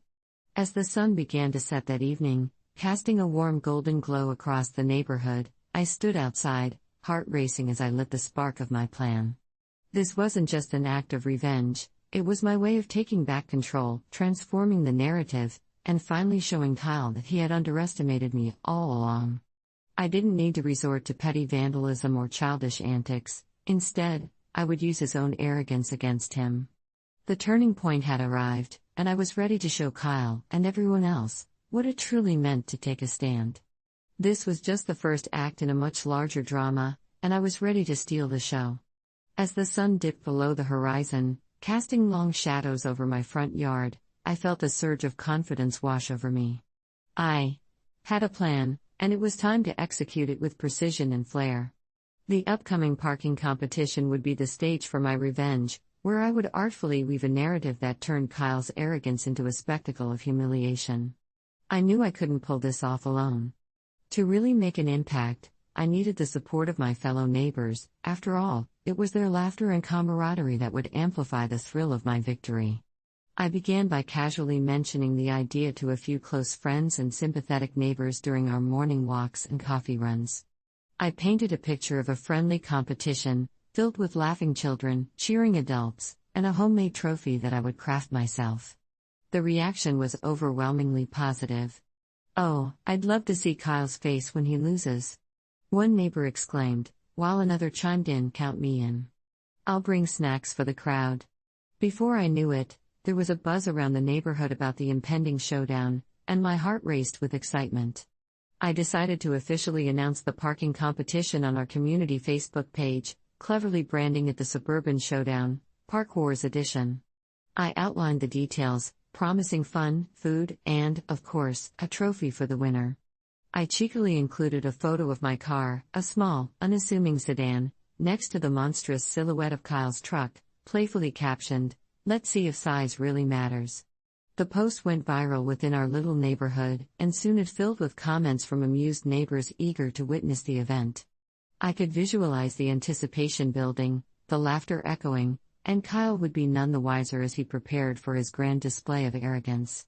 The day of the competition arrived, and I was up before dawn, painting a makeshift trophy in my living room, a gold-painted coffee mug mounted on a piece of wood with the words "Parking Champion" written in my best cursive. It was ridiculous, but it captured my spirit perfectly. As I finished up, I could hardly contain my glee at the thought of Kyle's reaction when he saw it. Next, I set the stage in front of our houses. I arranged colorful lawn chairs, laid out a picnic blanket for snacks, and prepared a cooler filled with drinks. I even set up a scoreboard that I made using cardboard, ready to track the parking attempts. This was going to be a neighborhood event, and I aimed to make it as entertaining as possible. As the hour approached, I donned a bright, ridiculous outfit, a Hawaiian shirt and sunglasses, hoping to channel my inner cheerleader. I wanted to play up the fun atmosphere, and my neighbor, Lucy, even brought a portable speaker to play upbeat music to enhance the festive vibes. When Kyle finally strolled outside with a swagger, I caught a glimpse of the smug smile on his face, clearly brimming with confidence. He had no idea what he was stepping into. As he made his way to his truck, I called out, "Hey, Kyle. Ready to show everyone how to park like a pro?" His expression shifted from surprise to annoyance, but he couldn't dismiss the excitement bubbling around him. With neighbors gathering and kids running to grab their seats, Kyle's bravado was met with an audience that was all too eager to see how this would unfold. The rules were simple. Each participant would have one shot to park their vehicle in a spot I had cleverly selected, right next to my own car. The audience would judge based on creativity, precision, and style. I could hardly suppress my laughter as I imagined the absurdity of it all. I went first, expertly maneuvering my compact car into the parking spot with a flourish. I slipped out, bowing dramatically to the cheers of my friends. Not bad for a small car, right? I winked, basking in the applause. Now it was Kyle's turn. He approached his truck, a triumphant smirk on his face as he revved his engine for effect. "Watch and learn, everyone," he bellowed, his confidence palpable as he swung his truck into motion. As he attempted to park, though, things quickly took a turn. Instead of the precision he expected, he miscalculated the distance and ended up encroaching on my side of the driveway, wheels on the line, inching dangerously close to my precious little car. The chorus of gasps from the audience was music to my ears. As he climbed out of his truck, adrenaline coursing through him, I made my move. "Looks like you're straddling the line there, Kyle." Not quite what I expected from the parking pro, huh? I laughed, the teasing remark earning me a round of applause from the crowd. His face flushed, the smugness replaced with confusion and embarrassment. "This isn't done yet," he retorted, trying to brush it off, but the crowd was already buzzing with laughter. I could see his confidence waning. It was glorious. But I wasn't done. I had one last card to play.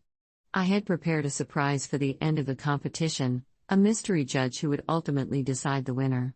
As the competition wrapped up, I announced, "And now for the final decision, I present to you a surprise guest judge." I had enlisted the help of Mr. Thompson, the grumpy old man who lived at the end of the block. Known for his sharp tongue and disdain for arrogance, he was the perfect choice. As he shuffled over, cane in hand, he surveyed the spectacle with a raised eyebrow.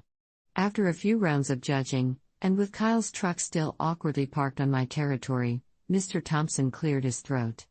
"Well, folks, it's clear who the better driver is. The one who knows how to park without taking up 2 spaces. I give my vote to Joanna." The crowd exploded in cheers, laughter, and applause, and I felt a rush of triumph surge through me. Kyle stood there, fists clenched, incredulous as the crowd erupted around me, lifting me on their shoulders in celebration. As Kyle stalked back to his truck, furious and humiliated, I relished the sweet taste of victory. He had been stripped of his arrogance, exposed, for the inconsiderate neighbor he was, and I had reclaimed my dignity in the process. From that day forward, the dynamic in our neighborhood shifted.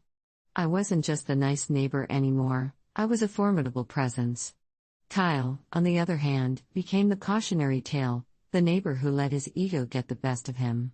In the end, it wasn't just about revenge, it was about standing up for myself, reclaiming my space, and reminding everyone around me that sometimes, as the echoes of cheers still vibrated in the air, I felt a surge of adrenaline coursing through my veins. I was no longer just Joanna, I was a phoenix rising from the ashes of my previous frustrations, and the climax of my revenge was finally unfolding before my eyes. The moment Kyle realized he had lost, not just the competition, but the respect of our neighbors, was etched into my memory. His face contorted into an expression of rage and disbelief, a mix of embarrassment and indignation that felt like sweet justice. "You think this is funny, Joanna?" He spat, the words dripping with venom as he stormed back to his truck. But I wasn't going to let him retreat in anger. I needed to confront him, to let him know that I stood unwavering in my victory. I collected my thoughts, took a deep breath, and approached his truck, the very embodiment of confidence. The crowd, sensing the tension, hushed, their eyes fixed on the unfolding drama. "Listen, Kyle," I said, my voice steady and assertive, "I'm glad we could finally settle this. Maybe now you'll think twice before you park next to my car without regard for my space. This isn't just about parking, it's about respect." His anger sparked as he glared at me, yet a part of him seemed to recognize the truth in my words. "Respect? Are you kidding me?" He scoffed, crossing his arms. "You've just made a fool out of me in front of everyone." I forced a smile, relishing the poetic nature of his predicament. "No, you did that all on your own, Kyle. Maybe if you spent less time flaunting your truck and more time respecting your neighbors, this wouldn't have happened." In that moment, I could see a shift in the crowd's energy. They were no longer mere spectators to an amusing contest, they were witnesses to a transformative moment. I could almost hear their silent cheers, a collective acknowledgement that I had stood my ground and come out on top. Kyle's jaw tightened, and for a brief second, I thought he might lash out physically. But instead, he sighed, the fight visibly leaving him. "Whatever, Joanna. You won this round. Just don't think I'll give up that easily." He climbed into his truck, slamming the door behind him, and the sound reverberated through the neighborhood as he cranked the engine. But I was ready for him. I had anticipated his exit, and just as he backed out, I raised my handmade trophy high above my head. "Don't forget, Kyle. I'll be waiting for a rematch. And next time, maybe try parking a little less like a jerk." The crowd burst into laughter and applause, a triumphant roar that shook the very air around us. Kyle's face flushed with fury, but I could see he was outnumbered.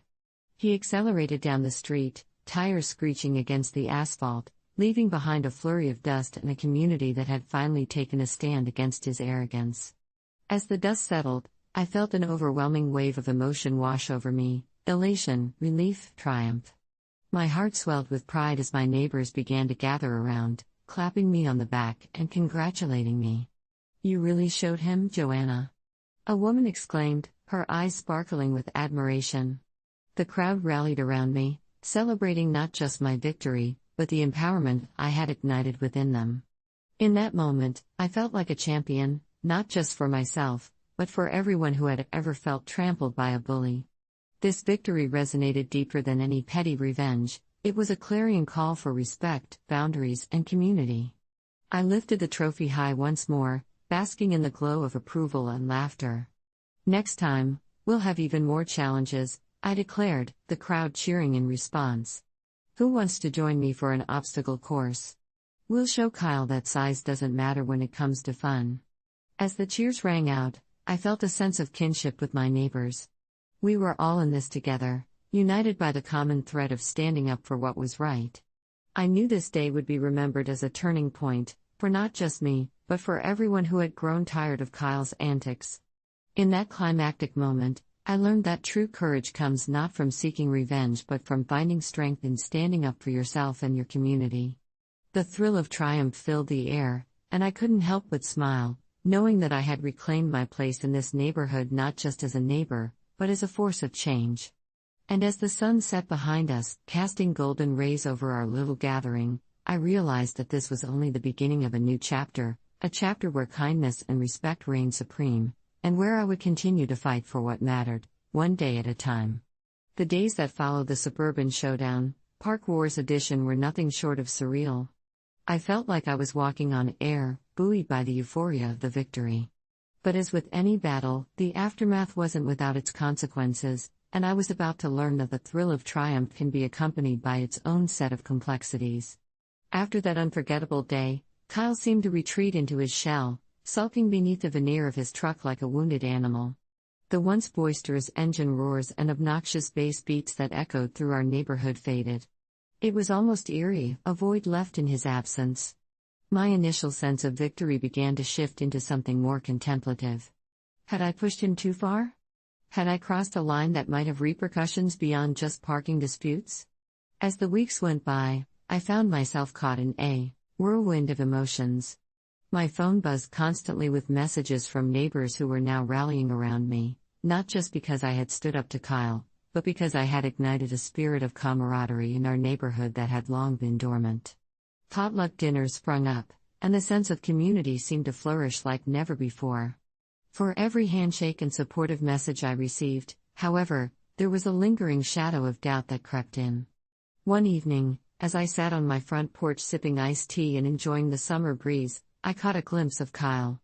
He was sitting in his garage, staring at his truck with that same defeated expression that had marred his face after the competition. I felt an impulse to confront him, to approach him and offer peace. But would that undermine my small victory? Would it show weakness? I hesitated, the conflict raging in my mind. A few days later, our community organized a cleanup effort at the local park, and I couldn't resist getting involved. As I gathered with neighbors to pick up trash and paint benches, I noticed Kyle's father, Mr. Davis, attending the event. He was a kind man, always waving hello and sharing stories about his grandchildren. I approached him, and as we chatted, I learned that Kyle had been struggling with some personal issues, including a recent breakup and work stress. It shed a new light on his erratic behavior. I realized he wasn't just a bully but perhaps a man who was battling his own demons. Feeling a flicker of compassion, I decided to take action, something that surprised even me. The following week, I baked a batch of cookies, an olive branch if you will, and walked over to Kyle's house. I hesitated at his front door, nervously fiddling with the plate of cookies as I contemplated the potential outcome. When Kyle opened the door, his expression was one of shock, not rage. I could see the weariness etched on his face, the remnants of the bravado that had once defined him now stripped bare. "What do you want, Joanna?" he asked, his voice lacking its usual arrogance. "I just wanted to say I'm sorry for how things escalated," I said, forcing myself to meet his gaze. "I think we both got a bit carried away. I know we can have our differences, but I'd rather not stay in an endless battle with you." He blinked at me, seemingly caught off guard. "Are you serious?" he retorted, skepticism hanging in the air. "You're not mad about the cookies being carbs?" I chuckled, the tension slowly dissipating. "No, I'm just hoping we can start fresh. Maybe work together on keeping our neighborhood great instead of fighting over parking spaces." For the first time, I saw a flicker of understanding in his eyes, and it felt like a breakthrough. He sighed, the walls around him crumbling just a bit. "I guess I've been an ass. I didn't realize how far things had gone. I'm just trying to figure some things out in my life, and I took it out on you."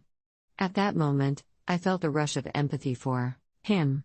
We were both flawed humans stumbling through life in search of respect and belonging. The lines of rivalry blurred, and instead of reveling in my triumph, I felt a sense of shared humanity. Kyle took the plate of cookies with a hesitant smile, and as I turned to leave, I felt a weight lift off my shoulders. Maybe in seeking revenge and reclaiming my space, I had also unwittingly opened a door to understanding. In the weeks that followed, the dynamic between us began to shift. Kyle joined our community cleanup efforts, and as I worked alongside him, we found ourselves engaged in light banter rather than petty arguments. It became clear that beneath the bravado, he was just a guy trying to navigate a challenging chapter in his life, one that bore resemblance to my own struggles. Eventually, through mutual respect and camaraderie, the rift began to close, and our neighborhood began healing from the wounds of rivalry. Our once silent conversations slowly morphed into sincere exchanges about work and life, and, surprisingly, I found myself enjoying his company. It was a strange turn of events, and by the time summer rolled into fall, a semblance of friendship emerged from the ashes of animosity. I even found the courage to invite him to our next neighborhood potluck, and to my surprise, he showed up with a homemade dish, an attempt to contribute that spoke volumes of his own growth. As I look back at the tumultuous journey from that initial parking dispute to the camaraderie we now shared, I realized that sometimes revenge isn't the answer. The victory I had sought in standing up against Kyle had morphed into something greater, a deeper understanding of not just my own motivations, but of another person's struggles. In the end, the lesson was profound. Revenge may provide a fleeting thrill, but empathy and respect have the power to heal and transform relationships. Life is too short to remain tethered to grudges. The real victory lies in forging connections where animosity once reigned. And so, as I sat with my neighbors laughing and sharing stories while the leaves began to turn golden, I couldn't help but smile. I had learned that in seeking to reclaim my place, I had inadvertently built a community, a place where kindness, respect, and understanding could flourish, even amidst the most unexpected of rivalries. Sometimes, it's not the loudest voices that echo the longest, it's the quiet gestures of understanding that truly resonate. In the drama of life, the greatest plot twists often come not from vengeance, but from the courage to extend a hand instead of a fist.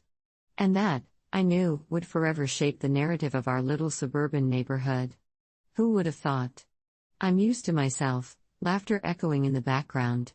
All it took was a parking feud to find our way back to each other.